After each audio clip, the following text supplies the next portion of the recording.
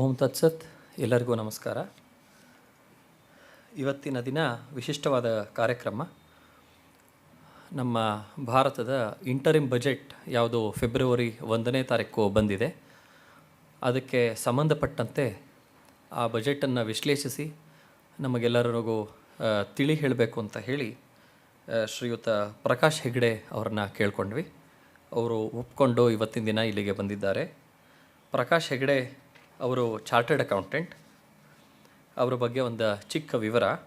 ಅವರು BCom ಮತ್ತು LLB ಎರಡರ ಪದವೀಧರರಾಗಿದ್ದಾರೆ. ಎರಡರಲ್ಲೂ ಯೂನಿವರ್ಸಿಟಿ ಟಾಪರ್ ಆಗಿದ್ದವರು. ನಂತರ ಚಾರ್ಟರ್ಡ್ ಅಕೌಂಟೆನ್ಸಿ ಕೋರ್ಸಲ್ಲಿ ಮಾಡಿ ಅದರೊಳಗೂ ಅವರು ಟಾಪರ್ ಆಗಿದ್ದರು. ಅವರು ಇವಾಗ fellow member of institute of chartered accountants of India. ಇದಲ್ಲದೆ ಅವ್ರಿಗೆ MBA ಇನ್ ಫೈನಾನ್ಸ್ ಮಾಡಿಕೊಂಡಿದ್ದಾರೆ. ಶುರುವಿನ ಕಾಲದಲ್ಲಿ ಅವರು ವಕೀಲರಾಗಿ ಸ್ವಲ್ಪ ದಿನಗಳ ಕಾಲ ಕೆಲಸ ಮಾಡಿದರು. ನಂತರ Totgars cooperative sales society limited Sirsi ಒಳಗೆ ಅದರ ಚೀಫ್ ಎಕ್ಸಿಕ್ಯೂಟಿವ್ ಆಫೀಸರ್ ಆಗಿ 6 ವರ್ಷಗಳ ಕಾಲ ಕೆಲಸ ಮಾಡಿದ್ರು, apart from his chartered accountancy practice. ನಂತರ ಪ್ರತಿಷ್ಠಿತವಾದ ಪ್ರೈಸ್ ವಾಟರ್ ಕೂಪರ್ಸ್ PwC ಅಂತೇನು ಕರಿತೀವಿ, ಅದರಲ್ಲಿ ಅವರು 10 ವರ್ಷಗಳ ಕಾಲ expatriate taxation, international taxation, corporate taxation ಈ ವಿಭಾಗದಲ್ಲಿ ಕೆಲಸ ಮಾಡಿದ್ರು. ನಂತರ ಡೆಲಾಯ್ಟ್ ಹ್ಯಾಸ್ಕಿನ್ ಆ್ಯಂಡ್ ಸೆಲ್ಸ್ ಅನ್ನೋಂಥ ಒಂದು ದೊಡ್ಡ ಕನ್ಸಲ್ಟಿಂಗ್ ಫರ್ಮ್ ಒಳಗೆ ಡೈರೆಕ್ಟರ್ ಆಗಿ ಇಂಟರ್ನ್ಯಾಷನಲ್ ಟ್ಯಾಕ್ಸೇಷನ್ ಮೇಲೆ ಸ್ಪೆಷಲೈಸ್ ಮಾಡಿ ಅಲ್ಲಿ ಕೆಲಸ ಮಾಡಿದ್ದಾರೆ. ಅವರು ಸದ್ಯಕ್ಕೆ ಭಾರತದ ಹಲವು ಕಂಪನಿಗಳಿಗೆ ಮತ್ತು MNC ಕಂಪನಿಗಳಿಗೂ ಅವರು ಅಡ್ವೈಸರ್ ಆಗಿ ಕೆಲಸ ಮಾಡಿದ್ದಾರೆ. ಇವರಿಗೆ income tax audit, compliance, advisory ಮತ್ತು ಲಿಟಿಗೇಷನ್ ಮ್ಯಾಟರ್ಸ್ಗಳಲ್ಲಿ ಅವ್ರಿಗೆ ಎಕ್ಸ್ಪರ್ಟೈಸ್ ಇದೆ. ಅವರ ಸುಮಾರು ಇನ್ಕಮ್ ಟ್ಯಾಕ್ಸ್ ಟ್ರೈಬ್ಯುನಲ್ಗಳಲ್ಲೂ ಅವರು ಇನ್ಕಮ್ ಟ್ಯಾಕ್ಸ್ ಕೇಸಸ್ಗಳನ್ನು ನಡೆಸಿದ್ದಾರೆ. ಹಾಗಾಗಿ ಫೈನಾನ್ಸ್ ಫೀಲ್ಡ್ ಒಳಗೆ ಮತ್ತು ಟ್ಯಾಕ್ಸೇಷನ್ ಫೀಲ್ಡ್ ಒಳಗೆ ನಮ್ಮಲ್ಲಿರೋವಂಥ ಬಹಳ ದೊಡ್ಡ ಎಕ್ಸ್ಪರ್ಟಲ್ಲಿ ಒಬ್ಬರು ಪ್ರಕಾಶ್ ಹೆಗ್ಡೆ ಅವರು ಅಂತ ನಾವು ಹೇಳ್ಬೋದು. ಇವರು ಕನ್ನಡ ಮತ್ತು ಇಂಗ್ಲೀಷ್ ಎರಡರಲ್ಲೂ ಹಲವು ಕಡೆ ಈ ಬಜೆಟ್ ರಿಲೇಟೆಡ್ ಆಗಿ ಮತ್ತು ಬೇರೆ ಹಲವು ಫೈನಾನ್ಸ್ ಮತ್ತು ಟ್ಯಾಕ್ಸೇಷನ್ ವಿಚಾರವಾಗಿ ಅವರ ಭಾಷಣಗಳನ್ನು, ಉಪನ್ಯಾಸಗಳನ್ನು ನೀಡಿದ್ದಾರೆ. ಹಲವು ಪ್ಯಾನಲ್ ಡಿಸ್ಕಷನ್ನಲ್ಲಿ ಅವರು ಪಾಲ್ಗೊಂಡಿದ್ದಾರೆ. ಹಾಗಾಗಿ ಅವರನ್ನು ನಾವು ಇವತ್ತಿನ ದಿನ ನಮ್ಮ ಇಂಡಿಯನ್ ಇಂಟ್ರಿಮ್ ಬಜೆಟ್ 2024 ಸಂಬಂಧಪಟ್ಟಂತೆ ಮಾತನಾಡೋಕ್ಕೆ ಕೇಳ್ಕೊಂಡಿದ್ವಿ. ಅವರು ಒಪ್ಪಿ ಇಲ್ಲಿ ಬಂದಿರುವಂಥದ್ದು ನಮ್ಮ ಭಾಗ್ಯವೇ ಸರಿ. ಗೋಖಲೆ ಸಾರ್ವಜನಿಕ ವಿಚಾರ ಸಂಸ್ಥೆಯ ಪರವಾಗಿ ನಾವು ಅವ್ರಿಗೆ ಸ್ವಾಗತವನ್ನು ಬಯಸ್ತಾ ಇದ್ದೀವಿ. ನಮ್ಮಿಂದ ಒಂದು ಚಿಕ್ಕ ಕಿರುಕಾಣಿಕೆ.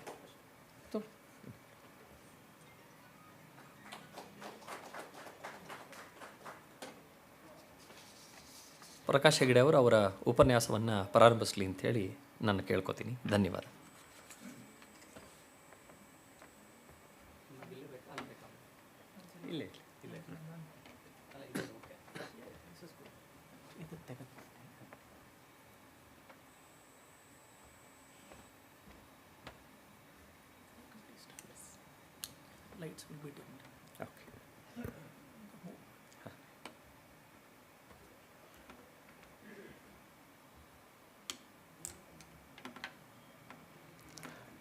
ಎಲ್ರಿಗೂ ನಮಸ್ಕಾರ. ಇಂಟ್ರಿಮ್ ಬಜೆಟ್ ಬಗ್ಗೆ ಮಾತಾಡಲಿಕ್ಕೆ ನನಗೆ ಇಲ್ಲಿ ಆಹ್ವಾನ ಮಾಡಿ ಅವಕಾಶ ಕಲ್ಪಿಸಿಕೊಟ್ಟಿದ್ದಕ್ಕೆ ಗೋಖಲೆ ಇನ್ಸ್ಟಿಟ್ಯೂಟಿನ ಗವರ್ನಿಂಗ್ ಕೌನ್ಸಿಲ್ಗೂ ಮತ್ತು ಪರಿಚಯಿಸಿದ್ದಕ್ಕೆ ಕಶ್ಯಪ್ ಅವರಿಗೂ ಧನ್ಯವಾದಗಳು.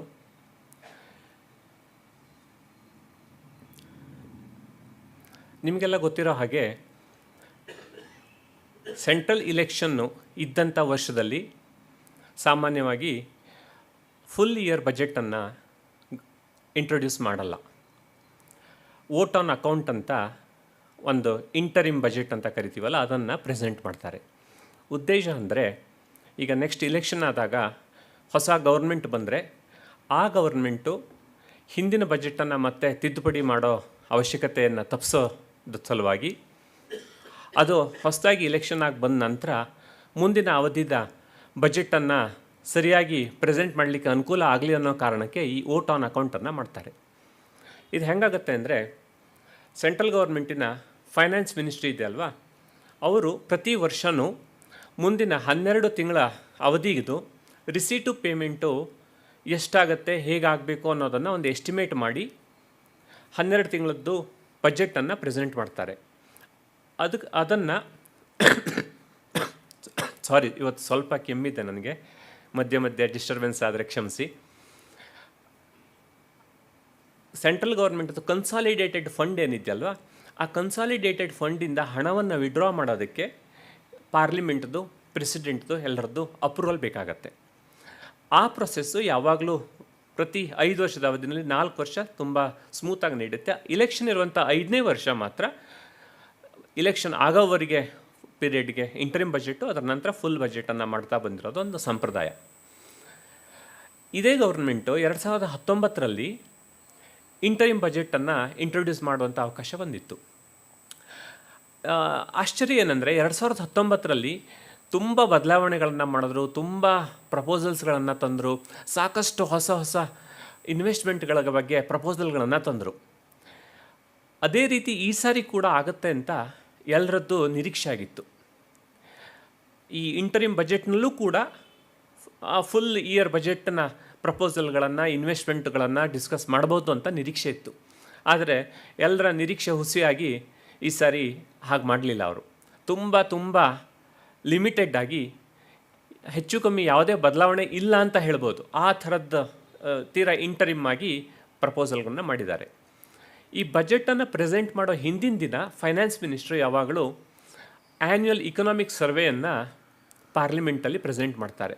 ಇಕನಾಮಿಕ್ ಸರ್ವೆನಲ್ಲಿ ಈ ಕಳೆದ 1 ವರ್ಷದ ಭಾರತದ ಅಭಿವೃದ್ಧಿ ಬಗ್ಗೆ, ಭಾರತದಲ್ಲಿ ಮಾಡಿರುವಂಥ ಇನ್ವೆಸ್ಟ್ಮೆಂಟ್ಗಳ ಬಗ್ಗೆ, ಖರ್ಚು ವೆಚ್ಚಗಳ ಬಗ್ಗೆ ಅಥವಾ ಪ್ರಗತಿಯ ಬಗ್ಗೆ ಚರ್ಚೆ ಆಗುತ್ತೆ. ಈ ಸಾರಿ ಇಕನಾಮಿಕ್ ಸರ್ವೆ ಕೂಡ ಪ್ರೆಸೆಂಟ್ ಮಾಡಿಲ್ಲ.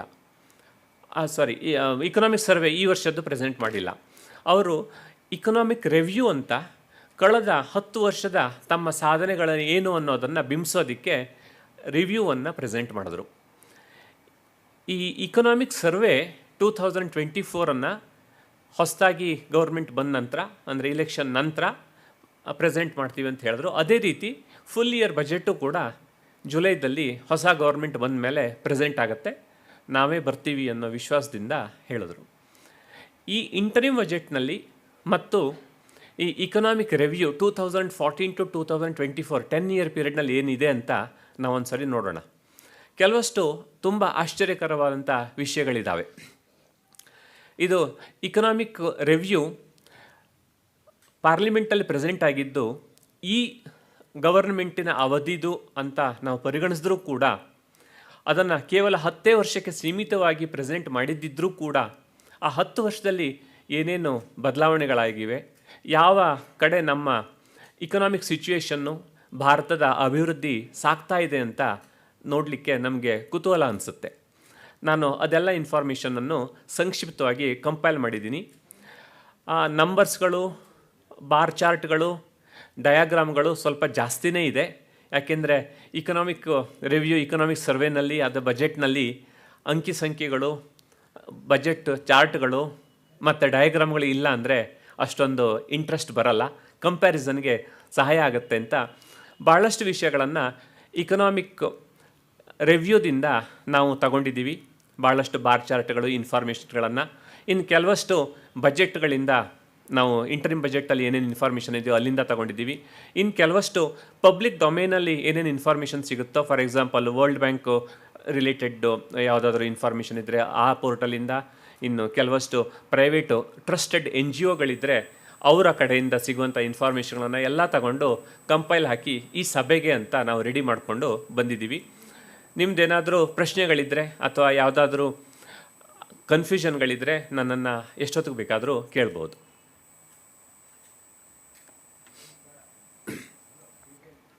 ಸೊ ಮೊದಲು ನಾವು ಇಕನಾಮಿಕ್ ರಿವ್ಯೂ 2014 to 2024 10 ವರ್ಷದ ಅವಧಿನಲ್ಲಿ ಏನೇನಿದೆ ಅನ್ನೋದನ್ನು ನೋಡೋಣ. ಆಮೇಲೆ ಇಂಟರಿಮ್ ಬಜೆಟ್ನ ಹೈಲೈಟ್ಸ್ ಏನು ಅಂತ ನೋಡೋಣ. ಆಮೇಲೆ ಇನ್ಕಮ್ ಟ್ಯಾಕ್ಸ್ ಪ್ರಪೋಸಲ್ಸ್ ಏನಿದೆ ಅಂತ ನೋಡೋಣ. ಆಮೇಲೆ ಕೆಲವಷ್ಟು ಸ್ಟ್ಯಾಟಿಸ್ಟಿಕ್ಸು, ತುಂಬ ಇಂಟ್ರೆಸ್ಟಿಂಗ್ ಸ್ಟ್ಯಾಟಿಸ್ಟಿಕ್ಸನ್ನು ಕಲೆಕ್ಟ್ ಮಾಡಿದ್ದೀವಿ. ಇಕನಾಮಿಕ್ ರಿವ್ಯೂ 2014-24 ಇದು important highlights. India moved from 10th largest economy in 2014. 10 ವರ್ಷದ ಹಿಂದೆ 10th largest economy in the world ಆಗಿತ್ತು. ಆವಾಗ ಟೋಟಲ್ ಜಿ ಡಿ ಪಿ ಅಂದರೆ ಗ್ರಾಸ್ ಡೊಮೆಸ್ಟಿಕ್ ಪ್ರಾಡಕ್ಟ್ ಅಂದರೆ ಟೋಟಲ್ ಇಂಡಿಯಾದಲ್ಲಿ ಆಗುವಂಥ ಪ್ರೊಡಕ್ಷನ್ನು ಸರ್ವಿಸಸ್ಸು ಎಲ್ಲ ಸೇರಿ ವ್ಯಾಲ್ಯೂ ಎಷ್ಟು ಅನ್ನೋದು, ಅದು $1.9 ಟ್ರಿಲಿಯನ್ ಆಗಿತ್ತು. ಕರೆಂಟ್ ಮಾರ್ಕೆಟ್ ಪ್ರೈಸ್ ಅಂದರೆ ಇನ್ಫ್ಲೇಷನನ್ನು ಅಡ್ಜಸ್ಟ್ ಮಾಡಿ ಈ ನಂಬರ್ಸನ್ನು ಕೊಟ್ಟಿದ್ದಾರೆ. ಈಗ 2024 India 5th largest economy in the world with GDP of $3.7 trillion. ಅಂದರೆ GDP ಆಲ್ಮೋಸ್ಟ್ ಡಬಲ್ ಆಗಿದೆ. ಪೊಸಿಷನ್ನು ಕೂಡ 10ನೇ ಪೊಸಿಷನ್ನಿಂದ 5ನೇ ಪೊಸಿಷನಿಗೆ ಹೋಗಿದೆ.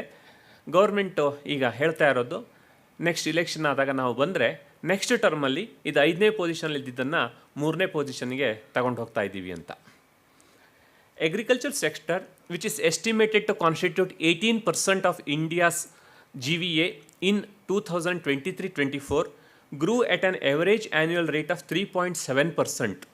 2014-15 ಟೈಮ್ಗೆ 3.7% ಇದ್ದಿದ್ದು 3.4% ಇದ್ದಿದ್ದು 2023-24ಗೆ 3.7% ಗ್ರೋತ್ ಆಗ್ತಾ ಇದೆ. ಗ್ರೋತ್ ಅಂದರೆ ಹಿಂದಿನ ವರ್ಷಕ್ಕೆ ಕಂಪೇರ್ ಮಾಡಿದ್ರೆ ನೆಕ್ಸ್ಟ್ ಇಯರ್ಗೆ ಎಷ್ಟು ಇನ್ಕ್ರೀಸ್ ಆಯಿತು ಅಂತ. 22-23ದಲ್ಲಿ ಅಗ್ರಿಕಲ್ಚರ್ ಸೆಕ್ಟರು 4% ಗ್ರೋತ್ ಆಗಿದೆ ಅಂತ ಎಸ್ಟಿಮೇಟು. ಈ ವರ್ಷ ಇನ್ನು 23-24ದು 3.7 ಆಗುತ್ತೆ ಅಂತ estimate. Capital expenditure of the union government has increase from 2.8% of GDP in 2013-14 to 4.5% of GDP in 23-24. ಇದೊಂದು ಇಂಪಾರ್ಟೆಂಟ್ ಪ್ಯಾರಾಮೀಟ್ರು. ಕ್ಯಾಪಿಟಲ್ ಎಕ್ಸ್ಪೆಂಡಿಚರ್ ಅಂದರೆ ಯೂಸಲ್ ಆಗಿ ಇನ್ಫ್ರಾಸ್ಟ್ರಕ್ಚರು, ಅದಕ್ಕೆ ರಿಲೇಟೆಡ್ ಎಕ್ಸ್ಪೆಂಡಿಚರ್ಗಳು. ನಮ್ಮ GDPಯ ಪರ್ಸಂಟೇಜು ನಲ್ಲಿ ನಾವು ಕ್ಯಾಪಿಟಲ್ ಎಕ್ಸ್ಪೆಂಡಿಚರ್ ಜಾಸ್ತಿ ಆದರೆ ಆ ಕಡೆ ಗೌರ್ಮೆಂಟ್ ಒತ್ತು ಕೊಡ್ತಾ ಇದೆ. ಅಷ್ಟರ ಮಟ್ಟದಲ್ಲಿ ಇನ್ಫ್ರಾಸ್ಟ್ರಕ್ಚರು ಉಳಿದಿದ್ದು ರಿಲೇಟೆಡ್ ಆ್ಯಕ್ಟಿವಿಟೀಸು ಡೆವಲಪ್ ಆಗ್ತಾ ಇದೆ ಅಂತ ಯೂಸಲಿ ಈ ಡೆವಲಪಿಂಗ್ ಕಂಟ್ರಿಗಳಿಗೆ ಇದು ತುಂಬ ಇಂಪಾರ್ಟೆಂಟ್ ಪ್ಯಾರಾಮೀಟ್ರು. 2.8%ಇಂದ 4.5%ಗೆ ಮೂವ್ ಆಗಿದೆ ಅಂದರೆ very significant growth. Number of GST tax payers increase from 66 lakh in 2017 to 140 lakh in 2022. ಇಲ್ಲೂ ಕೂಡ ಡಬಲ್ ಆಗಿದೆ. GST ಟ್ಯಾಕ್ಸ್ ಪೇಯರ್ಸ್ ಅಂದರೆ GST ರಿಜಿಸ್ಟ್ರೇಷನ್ ಮಾಡಿಕೊಂಡು ಜನರಿಂದ GST ಕಲೆಕ್ಟ್ ಮಾಡಿ ಗೌರ್ಮೆಂಟಿಗೆ ತುಂಬುವಂಥವ್ರು. Indian economy will achieve a growth rate at or above 7% for 2023-24, expected to achieve 7% real growth in 2024-25 as well. 7% growth ಅಂದರೆ quite a good growth. ಇಲ್ಲಿ ನಾವೊಂದು bar ಚಾರ್ಟನ್ನು ಅಫ್ಕೋರ್ಸ್ ಇಕನಾಮಿಕ್ ರಿವ್ಯೂದಿಂದ ನಾವು ಬಾರೋ ಮಾಡಿರೋದು. ಡಿಕ್ಲೈನಿಂಗ್ CID ಅಂದರೆ current account deficit. Current account deficit ಅಂದರೆ difference between exports and imports of goods and services. Current account deficit ಕಮ್ಮಿ ಇದ್ದಷ್ಟು ಭಾರತದ ಎಕ್ಸ್ಪೋರ್ಟ್ಗಳು ಜಾಸ್ತಿ ಇದ್ದಾವೆ ಅಂತ ಅರ್ಥ, ಅಷ್ಟು ಫೈನಾನ್ಷಿಯಲ್ ಕಂಡೀಷನ್ನು ಸ್ಟ್ರಾಂಗ್ ಆಗುತ್ತೆ ಅಂತ ಅರ್ಥ. Declining current account deficit as A percentage of GDP ಪರ್ಸಂಟೇಜಲ್ಲಿ ಅದನ್ನು ಕಂಪ್ಯೂಟ್ ಮಾಡ್ತಾರೆ. ಫೈನಾನ್ಷಿಯಲ್ ಇಯರ್ 13-14 ಫಸ್ಟು ಚಾರ್ಟು ಇರೋದು. ಇದು ಫೈನಾನ್ಷಿಯಲ್ ಇಯರ್ 13-14. ಇದಕ್ಕೂ ಫೈನಾನ್ಷಿಯಲ್ ಇಯರ್ 23-24ಗೂ ಕಂಪೇರ್ ಮಾಡಿದ್ರೆ ಸಾಕಷ್ಟು ಇಂಪ್ರೂವ್ಮೆಂಟ್ ಇದೆ. ಇದು ಅಫ್ಕೋರ್ಸ್ ಫಸ್ಟ್ ಹಾಫ್ ಇಯರ್ದು ಮಾತ್ರ, ಬಟ್ ಸಾಕಷ್ಟು ಇಂಪ್ರೂವ್ಮೆಂಟ್ ಇದೆ. ಡಿಕ್ಲೈನಿಂಗ್ ಅನ್ಎಂಪ್ಲಾಯ್ಮೆಂಟ್ ರೇಟು, ಇದು ಕೂಡ ನೀವು ಬಾರ್ ಚಾರ್ಟಲ್ಲಿ ನೋಡ್ಬೋದು. 17-18 ಫೈನಾನ್ಷಿಯಲ್ ಇಯರ್ಲಿ 6.1% ಅನ್ಎಂಪ್ಲಾಯ್ಮೆಂಟ್ ರೇಟ್ ಇದ್ದರೆ ಇಂಡಿಯಾದಲ್ಲಿ, ಅದು ಈಗ 22-23ಗೆ 3.2%ಗೆ ಬಂದಿದೆ. ಈ ಅನ್ಎಂಪ್ಲಾಯ್ಮೆಂಟ್ ರೇಟನ್ನು ಹೇಗೆ ಚೆಕ್ ಮಾಡ್ತಾರೆ ಅನ್ನೋದು ಸ್ವಲ್ಪ ಕಾಂಟ್ರವರ್ಷಿಯಲ್ ಇಶ್ಯೂ. ಯಾಕೆಂದರೆ ವಿದೇಶದಲ್ಲೆಲ್ಲ ಹೆಚ್ಚು ಕಮ್ಮಿ ಮಹಿಳೆಯರು ಇರ್ಬೋದು ಅಥವಾ ಪುರುಷರು ಇರ್ಬೋದು, ಅವರು ಸಾಮಾನ್ಯವಾಗಿ ಯಾವುದೋ ಒಂದು ಉದ್ಯೋಗದಲ್ಲಿ ತೊಡ್ಕೊಂಡಿರ್ತಾರೆ. ಫುಲ್ ಇಯರು ಕೂಡ ಅವರು ಉದ್ಯೋಗದಲ್ಲಿ ತೊಡ್ಕೊಂಡಿರ್ತಾರೆ. ಬಟ್ ಇಂಡಿಯಾದಲ್ಲಿ ಏನಾಗುತ್ತೆ ಅಂದರೆ ಭಾಳಷ್ಟು ಜನ ಸೀಸನಲ್ ವರ್ಕರ್ಸು, ಅವ್ರದ್ದೇ ಆದಂಥ ಒಂದು ಚಿಕ್ಕದಾದ ಪ್ರಾಪರ್ಟಿನೋ ಜಮೀನೋ ಏನೋ ಇರುತ್ತೆ, ಅಲ್ಲಿ ಸೀಸನಲ್ಲಾಗಿ ವರ್ಕ್ ಮಾಡ್ತಾರೆ. ಮತ್ತು ಒಂದು 6 ತಿಂಗಳು 8 ತಿಂಗಳು ಬೇರೆ ಕಡೆ ಕೆಲಸ ಮಾಡ್ತಾರೆ. ಕೆಲವೊಮ್ಮೆ ಇವ್ರದ್ದು ಕ್ರಾಪ್ ಚೆನ್ನಾಗಿ ಬಂದಿದೆ ಅಂದರೆ ಆ ಉಳಿದಂಥ 6-8 ತಿಂಗಳು ಅವ್ರು ಕೆಲಸ ಮಾಡಲಿಕ್ಕೂ ಹೋಗಲ್ಲ. ಆವಾಗ ಅವ್ರನ್ನ ಅನ್ಎಂಪ್ಲಾಯ್ಡ್ ಅಂತ ಕರೆಯೋದೋ ಎಂಪ್ಲಾಯ್ಡ್ ಅಂತ ಕರೆಯೋದು ಅನ್ನೋದೊಂದು ಕ್ವಶನ್ನು. ಇಂಡಿಯನ್ ಸಿಚುವೇಷನಲ್ಲಿ ಈ ಅನ್ಎಂಪ್ಲಾಯ್ಮೆಂಟ್ ಎಷ್ಟು ಜನ ಅನ್ಎಂಪ್ಲಾಯ್ಡ್ ಇದ್ದಾರೆ ಅವ್ರದ್ದು ಪರ್ಸೆಂಟೇಜ್ ಏನು ಅನ್ನೋದು ಐಡೆಂಟಿಫೈ ಮಾಡೋದು ಭಾಳ ಕಷ್ಟದ್ದು. ಬಟ್ ಒಂದು ಎಸ್ಟಿಮೇಟ್ ಬೇಸಿಸ್ನ ಮೇಲೆ ಇದನ್ನು ಮಾಡ್ತಾರೆ. ಹಾಗಾಗಿ ಇದು ಸ್ವಲ್ಪ ಮಟ್ಟಿಗೆ ವ್ಯತ್ಯಾಸ ಇದ್ದೇ ಇರುತ್ತೆ.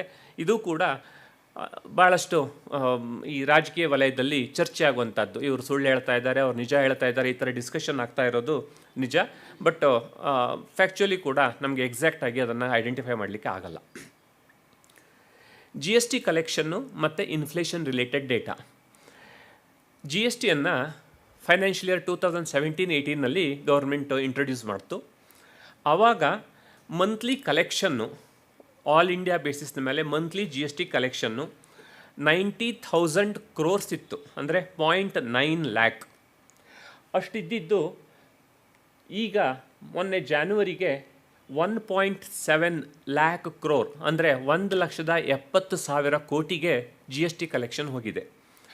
ಅಷ್ಟು ಪ್ರಮಾಣದಲ್ಲಿ ಜಿ ಎಸ್ ಟಿ ಏರ್ತಾ ಇದೆ. ಇದರಿಂದ ಒಂದು ಏನು ಅಂಶ ಅರ್ಥ ಆಗುತ್ತೆ ಅಂದರೆ, ಎಷ್ಟೋ ಜನ ಜಿ ಎಸ್ ಟಿ ಅಥವಾ ಮೊದಲಿನ ಜಿ ಎಸ್ ಟಿ ಬರೋದಕ್ಕಿಂತ ಮೊದಲಿನ ರೆಜಿಮಲ್ಲಿ ಲೋಕಲ್ ಸೇಲ್ಸ್ ಟ್ಯಾಕ್ಸ್ಗಳು, ಸ್ಟೇಟ್ ಸೇಲ್ಸ್ ಟ್ಯಾಕ್ಸ್ಗಳು ಎಲ್ಲ ಏನಿದ್ದಲ್ಲ, ವ್ಯಾಟು ಆ ಥರ ಎಲ್ಲ, ಆವಾಗ ಯಾರ್ಯಾರು ಟ್ಯಾಕ್ಸನ್ನು ಕೊಡದೆ ವ್ಯವಹಾರ ಮಾಡ್ತಿದ್ರು ಅವರೆಲ್ಲ ಈಗ ಒಂದಲ್ಲ ಒಂದು ರೀತಿಯಿಂದ ಜಿ ಎಸ್ ಟಿ ನೆಟ್ವರ್ಕಿಗೆ ಬಂದು ಸೇರ್ತಾ ಇದ್ದಾರೆ. ಅದರಿಂದಾಗಿ ಜಿ ಎಸ್ ಟಿಯ ಕಲೆಕ್ಷನ್ ಹೆಚ್ಚಾಗ್ತಾ ಇದೆ. ಇದು ಇನ್ನೊಂದು ರೀತಿಯಿಂದ ಅಡ್ವಾಂಟೇಜು ಕೂಡ. ಜಿ ಎಸ್ ಟಿ ಕಲೆಕ್ಷನ್ ಹೆಚ್ಚಾಗ್ತಾ ಇದೆ ಅಂದರೆ ಜಿ ಎಸ್ ಟಿ ಟರ್ನೋವರನ್ನು ಆಯಾ ವರ್ತಕರು, ಆಯಾ ವ್ಯಾಪಾರಸ್ಥರು ತೋರಿಸ್ತಾ ಇದ್ದಾರೆ ಅಂತ ಅರ್ಥ. ಅದನ್ನು ಸರಿಯಾಗಿ ತೋರಿಸ್ತಾ ಇದ್ದಾರೆ ಅಂತಂದರೆ ಇನ್ಕಮ್ ಟ್ಯಾಕ್ಸ್ ಕಲೆಕ್ಷನ್ ಕೂಡ ಹೆಚ್ಚಾಗತ್ತೆ. ಇದು ಟೋಟಲ್ ಕಲೆಕ್ಷನ್ ಹೆಚ್ಚಾಗ್ತಾ ಹೋದಂಗೆ ರೇಟನ್ನು ಕಮ್ಮಿ ಮಾಡ್ತಾ ಹೋಗೋದಕ್ಕೆ ಗೌರ್ಮೆಂಟಿಗೆ ಸಹಾಯ ಆಗುತ್ತೆ. ಅದೇ ದೃಷ್ಟಿಯಲ್ಲಿ ಇಟ್ಕೊಂಡು ಈಗ ನೀವು ನೋಡಿರ್ಬೋದು, ಪರ್ಸ್ನಲ್ ಇನ್ಕಮ್ ಟ್ಯಾಕ್ಸು ಕೂಡ ಕಮ್ಮಿ ಮಾಡ್ತಾ ಇದ್ದಾರೆ. ಅದೇ ಜೊತೆಗೆ ಕಾರ್ಪೊರೇಟ್ ಇನ್ಕಮ್ ಟ್ಯಾಕ್ಸು ಕೂಡ ಕಮ್ಮಿ ಮಾಡ್ತಾ ಇದ್ದಾರೆ. ಯಾಕೆಂದರೆ ಕಲೆಕ್ಷನ್ನು ಹೆಚ್ಚಾಗ್ತಾ ಇದೆ. ಟ್ಯಾಕ್ಸ್ ಪೇಯರ್ಸ್ ಬೇಸ್ ಹೆಚ್ಚಾಗ್ತಾ ಹೋದಾಗೆ ರೇಟನ್ನು ಕಮ್ಮಿ ಮಾಡ್ತಾ ಬರಲಿಕ್ಕೆ ಅನುಕೂಲ ಆಗುತ್ತೆ. ಫಾಲ್ ಇನ್ ಹೆಡ್ಲೈನ್ ಇನ್ಫ್ಲೇಷನ್ನು ಕೂಡ ತಕ್ಕಮಟ್ಟಿಗೆ ಕಮ್ಮಿ ಬರ್ತಾ ಇದೆ. ಇನ್ಫ್ಲೇಷನ್ನು ಕೂಡ ಸ್ವಲ್ಪ ಅದನ್ನು ಐಡೆಂಟಿಫೈ ಮಾಡೋದು ಸ್ವಲ್ಪ ಕಷ್ಟದ ಕೆಲಸ. ಅಲ್ಲಿ ಹೆಡ್ಲೈನ್ ಇನ್ಫ್ಲೇಷನ್ನು, ಕೋರ್ ಇನ್ಫ್ಲೇಷನ್ ಅಂತ ಎರಡಿರುತ್ತೆ. ಕೋರ್ ಇನ್ಫ್ಲೇಷನ್ ಅಂದರೆ ಫುಡ್ ಆರ್ಟಿಕಲ್ಸು ಮತ್ತು ಎನರ್ಜಿ ಅಂದರೆ ಪೆಟ್ರೋಲಿಯಮು ಈ ಥರದ ಆರ್ಟಿಕಲ್ಸನ್ನು ಬಿಟ್ಟು ಉಳಿದಿದ್ದನ್ನು ಏನು ಕಂಪ್ಯೂಟ್ ಮಾಡ್ತಾರೋ ಅದಕ್ಕೆ ಕೋರ್ ಇನ್ಫ್ಲೇಷನ್ ಅಂತಾರೆ. ನಿಜವಾಗಿ ಹೇಳಬೇಕು ಅಂದರೆ ಭಾಳಷ್ಟು ಜನರ ವಿಚಾರದಲ್ಲಿ ಕೋರ್ ಇನ್ಫ್ಲೇಷನ್ನು ಪ್ರಾಪರ್ ಬೇಸಿಸ್ಸು. ಯಾಕೆಂದರೆ ಫುಡ್ ಪ್ರೈಸ್ ಅಂದರೆ ವೆಜಿಟೇಬಲ್ಸ್ ಇರ್ಬೋದು, ಫುಡ್ ಗ್ರೇನ್ಸ್ ಇರ್ಬೋದು, ಎಲ್ಲನೂ ತುಂಬ ವೇರಿ ಆಗ್ತಾ ಇರುತ್ತೆ. ಈಗ ಇವತ್ತು ಈ ರೇಟ್ ಇದ್ದರೆ ನಾಳೆ ಇನ್ನೊಂದು ರೇಟ್ ಇರ್ಬೋದು. ಅದೇ ರೀತಿ ಎನರ್ಜಿ ಪ್ರೈಸು ಕೂಡ, ಪೆಟ್ರೋಲಿಯಮ್ದು ಕೂಡ ಚೇಂಜ್ ಆಗ್ತಾ ಇರುತ್ತೆ. ಅದು ಪ್ರಾಪರ್ ಬೇಸಿಸನ್ನು ತೋರಿಸಲ್ಲ. ಅದ್ರ ಬಿಟ್ಟು ಈ ಕೋರ್ ಇನ್ಫ್ಲೇಷನ್ನಲ್ಲಿ ಅದೆರಡನ್ನು ಬಿಟ್ಟು ಉಳಿದಿದ್ದೇನು ಐಟಮ್ಸ್ ಇರ್ತಾವಲ್ಲ ಅದ್ರದ್ದು ಇನ್ಫ್ಲೇಷನ್ ಬೇಸಿಸ್ ಮೇಲೆ ನಿಜವಾದ ಇನ್ಫ್ಲೇಷನನ್ನು ಕಂಪ್ಯೂಟ್ ಮಾಡ್ಬೋದು ಅಂತಾರೆ. ಬಟ್ ಇಂಡಿಯಾದಲ್ಲಿ ಯೂಸಲ್ ಆಗಿ ಹೆಡ್ಲೈನ್ ಇನ್ಫ್ಲೇಷನನ್ನೇ ಫಾಲೋ ಮಾಡೋದು. ಆ ಹೆಡ್ಲೈನ್ ಇನ್ಫ್ಲೇಷನ್ನು ಕೂಡ ಡಿಕ್ಲೈನಿಂಗ್ ಟ್ರೆಂಡಲ್ಲಿದೆ. ಗ್ಲೋಬಲ್ ಫುಡ್ ಪ್ರೈಸ್ ಇನ್ಫ್ಲೇಷನ್, ಇದು ಜಸ್ಟ್ ಫಾರ್ ಕಂಪ್ಯಾರಿಸನ್ನು. ಇದರಲ್ಲಿ ನೀವು ನೋಡಿದ್ರೆ ಫೈನಾನ್ಷಿಯಲ್ ಇಯರ್ 23ನಲ್ಲಿರೋದು ಬ್ಲೂದಲ್ಲಿದೆ. ಫೈನಾನ್ಷಿಯಲ್ ಇಯರ್ 24 ಅಂದರೆ ಏಪ್ರಿಲ್ ಟು ನವಂಬರ್ ಪೀರಿಯಡ್ ಮಾತ್ರ ನಮಗೆ ಡೇಟಾ ಅವೈಲೇಬಲ್ ಇತ್ತು. ಅದೆಲ್ಲ ಇಲ್ಲಿ ಬ್ರೌನ್ ಕಲರಲ್ಲಿದೆ. ಯು ಕೆದಲ್ಲಿ ಫೈನಾನ್ಷಿಯಲ್ ಇಯರ್ 23ದಲ್ಲಿ ಇನ್ಫ್ಲೇಷನ್ ರೇಟು 14%, ಫ್ರಾನ್ಸು 10%, ಜರ್ಮನಿ 16%, ಅದೇ ರೀತಿ ಸೌತ್ ಆಫ್ರಿಕಾ 11%, ಜಪಾನು 6%, USA 11.7. ಅವರಿಗೆಲ್ಲ ಕಂಪೇರ್ ಮಾಡಿದ್ರೆ ಇಂಡಿಯಾ 6.6. ಕಂಪ್ಯಾರಿಟಿವ್ಲಿ ನಮ್ಮದು ಇನ್ಫ್ಲೇಷನ್ ರೇಟು ಮಾಡ್ರೇಟ್ ಆಗಿದೆ. ಹಾಗಂತ ಇನ್ಫ್ಲೇಷನ್ ರೇಟು ಮಾಡ್ರೇಟ್ ಆಗೇ ಇರಲೇಬೇಕು. ಅಕಸ್ಮಾತ್ತಾಗಿ ಅದೇನಾದರೂ ಝೀರೋಗೆ ಬಂತು ಅಥವಾ ನೆಗೆಟಿವಿಗೆ ಬಂತು ಅಂದರೆ ಆರ್ಥಿಕ ಪರಿಸ್ಥಿತಿ ಕಂಪ್ಲೀಟ್ ಆಗಿ ಹದಗೆಟ್ಬಿಡುತ್ತೆ. ಅದು ಯೂಸಲ್ ಆಗಿ 2-5%, 2-6% ಮಾಡ್ರೇಟಾಗಿ ಇದ್ದಾಗ ಆ ದೇಶದ ಅಭಿವೃದ್ಧಿ ಸಾಧ್ಯ. ಯಾಕೆಂದರೆ ಡಿಮಾಂಡ್ ಜಾಸ್ತಿ ಇರುತ್ತೆ, ಎಂಪ್ಲಾಯ್ಮೆಂಟ್ ಅಪಾರ್ಚುನಿಟಿ ಇರುತ್ತೆ. ಅದೇನಾದರೂ ಝೀರೋ ನೆಗೆಟಿವ್ ಬಂದಿದೆ ಅಂದರೆ ಯಾವುದೇ ದೇಶದಲ್ಲಿ ಆ ದೇಶದ ಆರ್ಥಿಕ ಪರಿಸ್ಥಿತಿ ಕೊಲ್ಯಾಪ್ಸ್ ಆಗುತ್ತೆ ಅಂತ ಅರ್ಥ. ಅದಕ್ಕೆ ಇನ್ಫ್ಲೇಷನನ್ನು ಬೈಬೇಡಿ, ಬಟ್ ಅದು ಕಂಟ್ರೋಲಲ್ಲಿ ಇರಲಿ ಅಂತ ಕೇಳ್ಕೊಳ್ಳಿ ಅಷ್ಟೇ. Per capita real gross national income ಅಂದರೆ ಇದು ಭಾರತದ ಜನಸಂಖ್ಯೆಯ ಪ್ರತಿಯೊಂದು ವ್ಯಕ್ತಿ ದುಡಿತಾ ಇರುವಂಥ ಅಂದಾಜು ಇನ್ಕಮ್, ವರ್ಷದ ಆದಾಯ ಎಷ್ಟು ಅಂತ. ಇದು ಫೈನಾನ್ಷಿಯಲ್ ಇಯರ್ 11-12, ಇದು ಸ್ವಲ್ಪ ಚಿಕ್ಕದಾಗಿದೆ, ನಿಮ್ಗೆ ಕಾಣುತ್ತಾ ಇಲ್ಲೋ. ಇದು ಫೈನಾನ್ಷಿಯಲ್ ಇಯರ್ 11-12ದಿಂದ 23-20ವರೆಗಿನ ಡೇಟಾ ಇದೆ. ಇದು ರಿಯಲ್ ಅಂತಂದರೆ ಇನ್ಫ್ಲೇಷನ್ ಅಡ್ಜಸ್ಟೆಡ್. ಈಗ ಪ್ರತಿ ವರ್ಷದ ಇನ್ಫ್ಲೇಷನ್ ಏರ್ತಾ ಹೋಗುತ್ತೆ. ಹಾಗಾಗಿ ಈ ಸಾರಿ ನಾನು 100 ರೂಪಾಯಿ ದುಡಿದು ಮುಂದಿನ ವರ್ಷ 110 ರೂಪಾಯಿ ದುಡಿದ್ರೆ ಸ್ಟಿಲ್ ನಾನು 100 ರೂಪಾಯಿ ದುಡ್ದಂಗೆ ಆಗ್ಬೋದು, ಅಲ್ಲಿ ಇನ್ಫ್ಲೇಷನ್ ರೇಟ್ 10% ಇದ್ದರೆ. ಅದಕ್ಕಾಗಿ ಆ ಇನ್ಫ್ಲೇಷನಿಗೆ ಅಡ್ಜಸ್ಟ್ ಮಾಡಿ, ಈ ರಿಯಲ್ ಅಂತಂದರೆ ಇನ್ಫ್ಲೇಷನಿಗೆ ಅಡ್ಜಸ್ಟ್ ಆಗಿರೋದು ಗ್ರಾಸ್ ನ್ಯಾಷನಲ್ ಇನ್ಕಮ್ ಎಷ್ಟು ಅಂತ ಕಂಪ್ಯೂಟ್ ಮಾಡಿದ್ದಾರೆ. ಇದು ಫೈನಾನ್ಷಿಯಲ್ 11-12ದಲ್ಲಿ ಅಪ್ರಾಕ್ಸಿಮೇಟ್ಲಿ 70,000 ಇತ್ತು. ಈಗ ಹತ್ರ 1,20,000ಕ್ಕೆ ಹೋಗಿದೆ. ಅಷ್ಟರ ಮಟ್ಟಿಗೆ ಗ್ರೋತ್ ಆಗಿದೆ. ಪರ್ ಕ್ಯಾಪಿಟ ಅಂದರೆ ಇಂಡಿವಿಜುವಲ್ದು ಎಸ್ಟಿಮೇಟೆಡ್. ಇದು ವರ್ಲ್ಡ್ ಬ್ಯಾಂಕ್ ಡೇಟಾ. ಭಾರತದ per capita income versus global ಹೇಗಿದೆ ಅಂತ ನೋಡೋಣ ಒಂದು ಸಾರಿ. ಇಲ್ಲಿ ಒಂದು 6-8 ಸಿಲೆಕ್ಟೆಡ್ ಕಂಟ್ರಿಗಳನ್ನು ನಾವು ಡೀಟೇಲ್ಸನ್ನು ಹಾಕಿದ್ದೀವಿ. ಇಯರು ಕೂಡ ಹಾಕಿದ್ದೀವಿ. 2023-24 ಡೇಟಾ ನಮಗೆ ಸಿಗಲಿಲ್ಲ. 2022ವರೆಗೆ ಅವೈಲೇಬಲ್ ಇತ್ತು. 2022ದಲ್ಲಿ ಇಂಡಿಯಾದ್ದು gross national per capita gross national income $2,390 ಇತ್ತು. ಚೈನಾದ್ದು ನೋಡಿ 12,850, USA 76,770, UK 49,240, ಇಂಡೋನೇಷ್ಯಾಕ್ಕೆ ಇಂಡಿಯಾಕ್ಕೆ ನಾವು ಎಷ್ಟೋ ಸಾರಿ ಕಂಪೇರ್ ಮಾಡ್ತೀವಿ, ಬಟ್ ಪರ್ ಕ್ಯಾಪಿಟ ಇನ್ಕಮ್ ನೋಡಿ 4,580, ಆಲ್ಮೋಸ್ಟ್ ಇಂಡಿಯಾದ ಡಬಲ್ ಇದೆ ಅವರಿಗೆ. ಬ್ರಾಝಿಲ್, ಇದನ್ನು ಕೂಡ ಇಂಡಿಯಾ ಕಂಪೇರ್ ಮಾಡ್ತೀವಿ, ಬಟ್ ಬ್ರಾಝಿಲ್ದು 8,140, ಫ್ರಾನ್ಸ್ದು ಡೆವಲಪ್ಡ್ ಕಂಟ್ರಿ 45,290, ಜಪಾನ್ದು ಕೂಡ ಆಲ್ಮೋಸ್ಟ್ 45,000 ಇದೆ. ಐಸ್ಲ್ಯಾಂಡು ಆ ಕಡೆಗೆ ಹೋದರೆ $70,000, ಇಂಡಿಯಾದ್ದು 2,300. ನಮಗೆ ಕಂಪ್ಯಾರಬಲ್ ಇರುವಂಥ ಸುಮಾರಂಥ ಒಂದೇ ಕಂಟ್ರಿ ಅಂದರೆ ಪಾಕಿಸ್ತಾನ. ಅಲ್ಲಿ ಅಪ್ರಾಕ್ಸಿಮೇಟ್ಲಿ $1,400 ಇದೆ ಈಗ ಪರ್ ಕ್ಯಾಪಿಟ ಇನ್ಕಮ್. ಅಂದರೆ ಬೇರೆ ಕಂಟ್ರಿಗಳಿಗೂ ನಮಗೂ ಎಷ್ಟು ಅಂತರ ಇದೆ ಅಂತ ನೋಡಿ. ಇದನ್ನು ಹೇಗೆ ಏರಿಸ್ತಾ ಹೋಗಬೇಕು ಅಂತ ಗೌರ್ಮೆಂಟು, ಫೈನಾನ್ಸ್ ಮಿನಿಸ್ಟ್ರಿ ಚರ್ಚೆ ಮಾಡ್ತಾ ಇದೆ, ಅದೇ ವಿಚಾರದಲ್ಲಿದ್ದಾರೆ. ಇದು ಫೈನಾನ್ಷಿಯಲ್ ಇಯರ್ 23-24ದು ಅನಾಲಿಸಿಸ್ಸು. ಗವರ್ಮೆಂಟ್ಗೆ ಟೋಟಲ್ ರೆವಿನ್ಯೂ ಎಲ್ಲಿಂದ ಬರುತ್ತೆ, rupee comes from, rupee goes to, expenditure ಹೇಗೆ ಅಂತ ಇಲ್ಲಿ ಒಂದು ಬ್ರೀಫಾಗಿ ಓವರ್ವ್ಯೂ. ಇದು ಕೂಡ ಫೈನಾನ್ಸ್ ಮಿನಿಸ್ಟರ್ದು ಬಜೆಟ್ ಸ್ಪೀಚಿಂದ ತಗೊಂಡಿದ್ದು. ಇಲ್ಲಿ ನೋಡಿ, ಟೋಟಲ್ಲು ಗೌರ್ಮೆಂಟಿನ ಇನ್ಕಮ್ನಲ್ಲಿ GST ಪಾರ್ಟು, ಇದು GST ಪಾರ್ಟು ಸಾಮಾನ್ಯವಾಗಿ 18% ಇದೆ. ಆಮೇಲೆ ಇದು ಇದು ಕಾರ್ಪೊರೇಷನ್ ಟ್ಯಾಕ್ಸ್ದು ಆಲ್ಮೋಸ್ಟ್ 17% ಇದೆ. ಇನ್ಕಮ್ ಟ್ಯಾಕ್ಸ್ದು 19% ಇದೆ. ಬಾರೋವಿಂಗ್ಸು 28% ಇದೆ.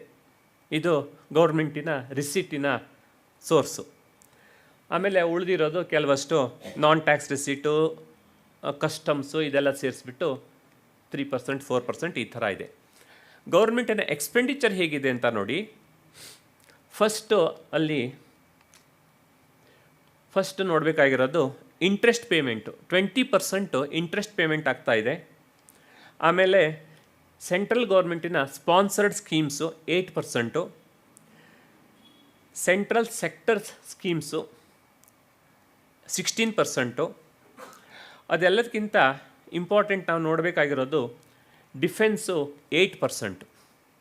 ಈ ಥರ ನಮ್ಮದು ಗೌರ್ಮೆಂಟಿನ ಎಕ್ಸ್ಪೆಂಡಿಚರ್ಗಳದ್ದು ಶೇರು. ಪ್ರತಿ ವರ್ಷ ಇದೊಂದು ಸ್ವಲ್ಪ ವ್ಯತ್ಯಾಸ ಆಗ್ಬೋದು, ಬಟ್ ಈ ಒಂದು ಪ್ರಪೋರ್ಷನ್ನಲ್ಲಿ ಎಕ್ಸ್ಪೆಂಡಿಚರ್ ಆಗ್ತಾ ಇದೆ.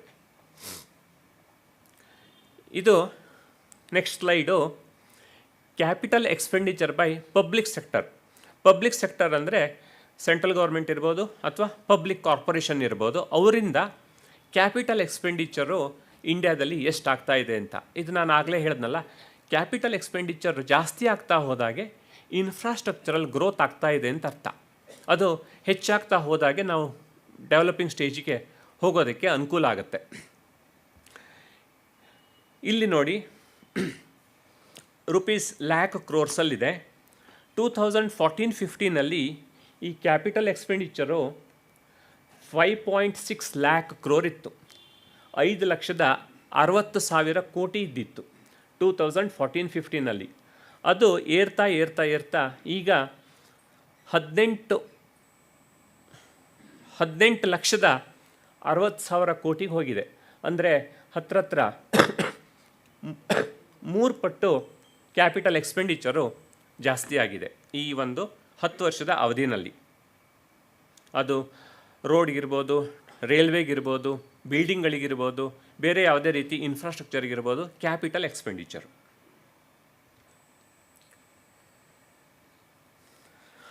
ಇದು ನೆಕ್ಸ್ಟ್ ಸ್ಲೈಡು ಕೂಡ ಇಕನಾಮಿಕ್ ರಿವ್ಯೂದಲ್ಲಿ ಸಿಕ್ಕಿರೋದು ಒಂದು ಇಂಪಾರ್ಟೆಂಟ್ ಇನ್ಫಾರ್ಮೇಷನ್ನು. ನೀವು ನೋಡಿರ್ತೀರ, ವಿದೇಶಗಳಲ್ಲಿ ಹೆಚ್ಚಿನ ಜನ ಮಹಿಳೆಯರು ಮತ್ತು ಪುರುಷರು ಇಬ್ಬರೂ ಕೂಡ ಕೆಲಸ ಮಾಡ್ತಾ ಇರ್ತಾರೆ. ಅದರಿಂದ ಆಗುವಂಥ ಒಂದು ಅನುಕೂಲ ಅಂದರೆ ಆ ದೇಶದ GDP ಅಂದರೆ ಟೋಟಲ್ ರೆವಿನ್ಯೂ ಹೆಚ್ಚಾಗೋದಕ್ಕೆ ಸಹಾಯ ಆಗುತ್ತೆ. ನಮ್ಮ ಇಂಡಿಯಾದಲ್ಲಿ ಆ ಪರ್ಸಂಟೇಜು ಸ್ವಲ್ಪ ಕಮ್ಮಿ ಇತ್ತು. ಆದರೆ ಈಗ ಬರೀ 5 ವರ್ಷದಲ್ಲಿ ಎಷ್ಟು ಸುಧಾರಣೆ ಆಗಿದೆ ನೋಡಿ.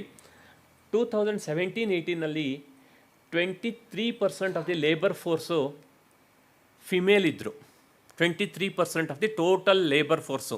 ಇದು ಆರ್ಗನೈಸ್ ಸೆಕ್ಟರ್ ಇರ್ಬೋದು, ಅನ್ಆರ್ಗನೈಸ್ ಸೆಕ್ಟರ್ ಇರ್ಬೋದು, ಅರ್ಬನ್ ಇರ್ಬೋದು, ಸೆಮಿ ಅರ್ಬನ್ ಇರ್ಬೋದು, ರೂರಲ್ ಇರ್ಬೋದು, ಟೋಟಲ್ಲು. ಬಟ್ ಅದು ಈಗ 2022-23 37% ಆಗಿದೆ. ಬರೀ 5 ವರ್ಷದಲ್ಲಿ ಈ ರೀತಿ ಪ್ರೋಗ್ರೆಸ್ ಇದೆ. ಭಾಳಷ್ಟು ದೇಶದಲ್ಲಿ ಇದು 70% 80% ಇರುತ್ತೆ.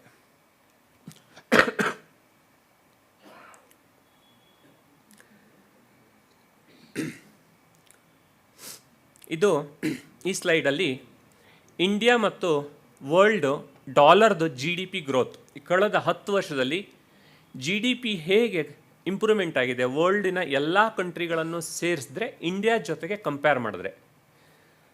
ಇಂಟ್ರೆಸ್ಟಿಂಗ್ ಡೇಟಾ ಇಲ್ಲಿ ನೋಡಿ. ಇಂಡಿಯಾ ಡಾಲರು ಈ ಬ್ರೌನ್ ಕಲರಲ್ಲಿರೋದು, ವರ್ಲ್ಡ್ ಡಾಲರ್ ಗ್ರೋತು ಬ್ಲೂ ಕಲರಲ್ಲಿರೋದು. ಇದು 2013-14 ಫೈನಾನ್ಷಿಯಲ್ ಇಯರಿಂದ 2024ವರೆಗೆ ಆ್ಯಕ್ಚುಯಲ್ ನಂಬರ್ಸು. ಇದು 2028-29 ಪ್ರೊಜೆಕ್ಟೆಡ್, ಅದಕ್ಕೆ ಇದು ಡಾಟ್ಸ್ ಹಾಕಿದ್ದಾರೆ. ಇಲ್ಲಿ ಗ್ರೋತ್ ನೋಡಿದ್ರೆ ಇಂಡಿಯಾದ ಗ್ರೋತು ಆಲ್ಮೋಸ್ಟ್ ಎಲ್ಲ ವರ್ಷದಲ್ಲೂ ಜಾಸ್ತಿ ಇದೆ. ಎವರೇಜ್ ಗ್ರೋತ್ ಅಂತೂ ಡೆಫಿನೆಟ್ ಆಗಿ ಜಾಸ್ತಿ ಇದೆ ವರ್ಲ್ಡ್ದು ಟೋಟಲ್ ಗ್ರೋತನ್ನು ಕಂಪೇರ್ ಮಾಡಿದ್ರೆ. ಅಫ್ಕೋರ್ಸ್ ಒಂದು ರೀಸನ್ ಅಂದರೆ ಇಂಡಿಯಾ ಡೆವಲಪಿಂಗ್ ಕಂಟ್ರಿನಲ್ಲಿ ಸಾಮಾನ್ಯವಾಗಿ ಗ್ರೋತ್ ಫಾಸ್ಟಾಗಿ ಇರಲೇಬೇಕು ಜಗತ್ತಿಗೆ ಕಂಪೇರ್ ಮಾಡಿದ್ರೆ. ಒಂದು ಸಿಂಪಲ್ ಎಕ್ಸಾಂಪಲ್ ಅಂದರೆ, ಯಾವುದೋ ಒಂದು ಎಂಪ್ಲಾಯಿ ಅವನದು 2 ಲಕ್ಷ ರೂಪಾಯಿ ಸ್ಯಾಲ್ರಿ ಇದ್ದರೆ ಅವನಿಗೆ ಸಿಗೋ ಇನ್ಕ್ರಿಮೆಂಟ್ ಪರ್ಸಂಟೇಜು 20-30% ಇರ್ಬೋದು. ಆದರೆ ಒಬ್ಬನಿಗೆ 2 ಕೋಟಿ ಸ್ಯಾಲ್ರಿ ಇದೆ ಅಂತ ಇಟ್ಕೊಳ್ಳಿ, ಅವನಿಗೆ 20-30% ಯಾರೂ ಸ್ಯಾಲ್ರಿ ಹೆಚ್ಚಿಗೆ ಮಾಡಲ್ಲ. ಅವನಿಗೆ ಮಾಡೋದು 2%, 4%. ಅದೇ ಥರ ಇಲ್ಲೂ ಕೂಡ ಯಾವಾಗಲೂ ಡೆವಲಪಿಂಗ್ ಕಂಟ್ರಿನಲ್ಲಿ ಬೇಸು ಸಣ್ಣದಾಗಿರುತ್ತೆ, ಸ್ಟಾರ್ಟಾಗಿ ವ್ಯಾಲ್ಯೂ ಕಮ್ಮಿ ಇರುತ್ತೆ, ಅದರದ್ದು ಗ್ರೋತ್ ಪರ್ಸಂಟೇಜಲ್ಲಿ ಜಾಸ್ತಿ ಆಗ್ತಾ ಹೋಗುತ್ತೆ. ಆದರೆ ಉಳಿದ ದೇಶಕ್ಕೆ ಕಂಪೇರ್ ಮಾಡಿದ್ರೆ ಅದು ಪರ್ಸಂಟೇಜ್ ಟರ್ಮ್ಸಲ್ಲಿ ಜಾಸ್ತಿ ಆಗ್ಬೋದು. ಈಗ ಇಲ್ಲಿ 22-23 ಫೈನಾನ್ಷಿಯಲ್ ಇಯರ್ದು ಕೆಲವಷ್ಟು ಡೇಟಾ ಫೈನಾನ್ಸ್ ಮಿನಿಸ್ಟ್ರದ್ದು ಸ್ಪೀಚು ಮತ್ತು ಇಕನಾಮಿಕ್ ರಿವ್ಯೂದ್ದು ಕೆಲವಷ್ಟು ಇನ್ಫಾರ್ಮೇಷನ್ನ ನಾವು ಪುಲ್ಔಟ್ ಮಾಡಿದ್ದೀವಿ. Ministry of road transport and highways ಇದು ಈ ಗವರ್ಮೆಂಟಿನ ಒಂದು ಪ್ರಯಾರಿಟಿ. ನಾವು ಈಗ 10 ವರ್ಷದಿಂದ ನೋಡ್ತಾ ಇದ್ದೀವಿ. Infrastructure one of the highest priorities item for this government. That's what we have been seeing. ಇಲ್ಲಿ 2012-13 ಡೇಟಾ ಮತ್ತು 2022-23 ಡೇಟಾವನ್ನು ಕೊಟ್ಟಿದ್ದಾರೆ. ನಾವು ಬಾರ್ ಚಾರ್ಟಲ್ಲಿ ಅದನ್ನು ತೋರಿಸಿದ್ದೀವಿ. ಇದು ಇಕನಾಮಿಕ್ ರಿವ್ಯೂದಲ್ಲಿ ಅವರು ಕೊಟ್ಟಿರೋದು. ಇಲ್ಲಿ ನೋಡಿ, ಇಷ್ಟು ಅಪ್ರಾಕ್ಸಿಮೇಟ್ಲಿ ಇದು ರುಪೀಸ್ ಕ್ರೋರ್ಸಲ್ಲಿರೋದು. 30,000 ಕ್ರೋರ್ಸಿಂದ ಈಗ ಹತ್ರ 2 ಲ್ಯಾಕ್ ಕ್ರೋರ್ಸಿಗೆ annual expenditure on road transport and highways ಆ ಸ್ಪೀಡಲ್ಲಿ ಎಕ್ಸ್ಪೆಂಡಿಚರ್ ಆಗ್ತಾ ಇದೆ. This is something what I really appreciate about this government. Allocation for specific ministries, ಇದರಲ್ಲಿ ಮಿನಿಸ್ಟ್ರಿ ಆಫ್ ರೈಲ್ವೇಸ್. ಇಲ್ಲಿ ನೋಡಿ, ಇಲ್ಲಿ ಹ್ಯೂಜ್ ವೇರಿಯೇಷನ್ ಇದೆ. ಪಾಸಿಟಿವ್ ಇದೆ, ನೆಗೆಟಿವ್ ಇದೆ. ಇದು ನೆಗೆಟಿವ್, ಅದು ಬಹುಶಃ ಕರೋನಾ ಆಗಿರುವಂಥ ವರ್ಷ 2021-22 ರೈಲ್ವೆ ಮಿನಿಸ್ಟ್ರಿಯಿಂದ ಗೌರ್ಮೆಂಟಿಗೆ ಬಂದಿರೋ ಹಣ ಹೆಚ್ಚಿಗೆ, ಗೌರ್ಮೆಂಟ್ ರೈಲ್ವೆ ಮಿನಿಸ್ಟ್ರಿಗೆ ಕೊಟ್ಟಿರೋ ಹಣ ಇಲ್ಲವೇ ಇಲ್ಲ ಆ ವರ್ಷ. ಬಟ್ ಇಲ್ಲಿ ಅಂಥ ಸಿಗ್ನಿಫಿಕೆಂಟ್ ಕಾಂಟ್ರಿಬ್ಯೂಷನ್ ಇಲ್ಲ. ಇದು ಒಂದು ಇಂಡಿಕೇಶನ್ ಕೊಡ್ಬೋದು ಏನಂದರೆ ರೈಲ್ವೆ ಮಿನಿಸ್ಟ್ರಿ ಸೆಲ್ಫ್ ಸಫಿಷಿಯೆಂಟಾಗಿ ಗ್ರೋತ್ ಆಗ್ತಾ ಇದೆ. ಅಂಥ ಎಕ್ಸಿಜೆನ್ಸಿ ಇದ್ದರೆ ಗೌರ್ಮೆಂಟಿಗೆ ರೈಲ್ವೆ ಮಿನಿಸ್ಟ್ರಿ ಕೊಡುವಷ್ಟು ಕೇಪೇಬಲ್ ಆಗಿ ಬೆಳೀತಾ ಇದೆ ಅಂತ. ಮಿನಿಸ್ಟ್ರಿ ಆಫ್ ರೂರಲ್ ಡೆವಲಪ್ಮೆಂಟ್, ಇಲ್ಲೂ ಕೂಡ ಸಿಗ್ನಿಫಿಕೆಂಟ್ ಗ್ರೋತ್ ಇದೆ. 2012-13 ಡೇಟಾದ್ದು ಇಲ್ಲಿ ಬಾರ್ ನೋಡಿ, ವರ್ಸಸ್ 2021-22 ಡೇಟಾ ಇಲ್ಲಿ ನೋಡಿ. ಇದು ಸ್ಟಡಿಯಾಗಿ ಗ್ರೋತ್ ಆಗ್ತಾ ಇದೆ ರೂರಲ್ ಡೆವಲಪ್ಮೆಂಟ್ ಪರ್ಪಸ್ಗೆ.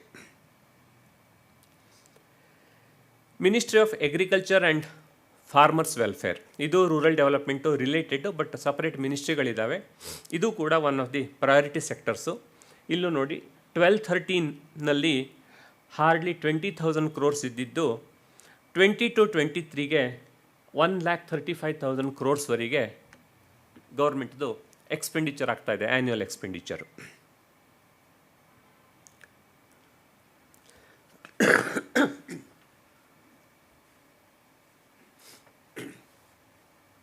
ಏನಾದ್ರು ಕ್ವೆಶನ್ಸ್ ಇದೆಯಾ?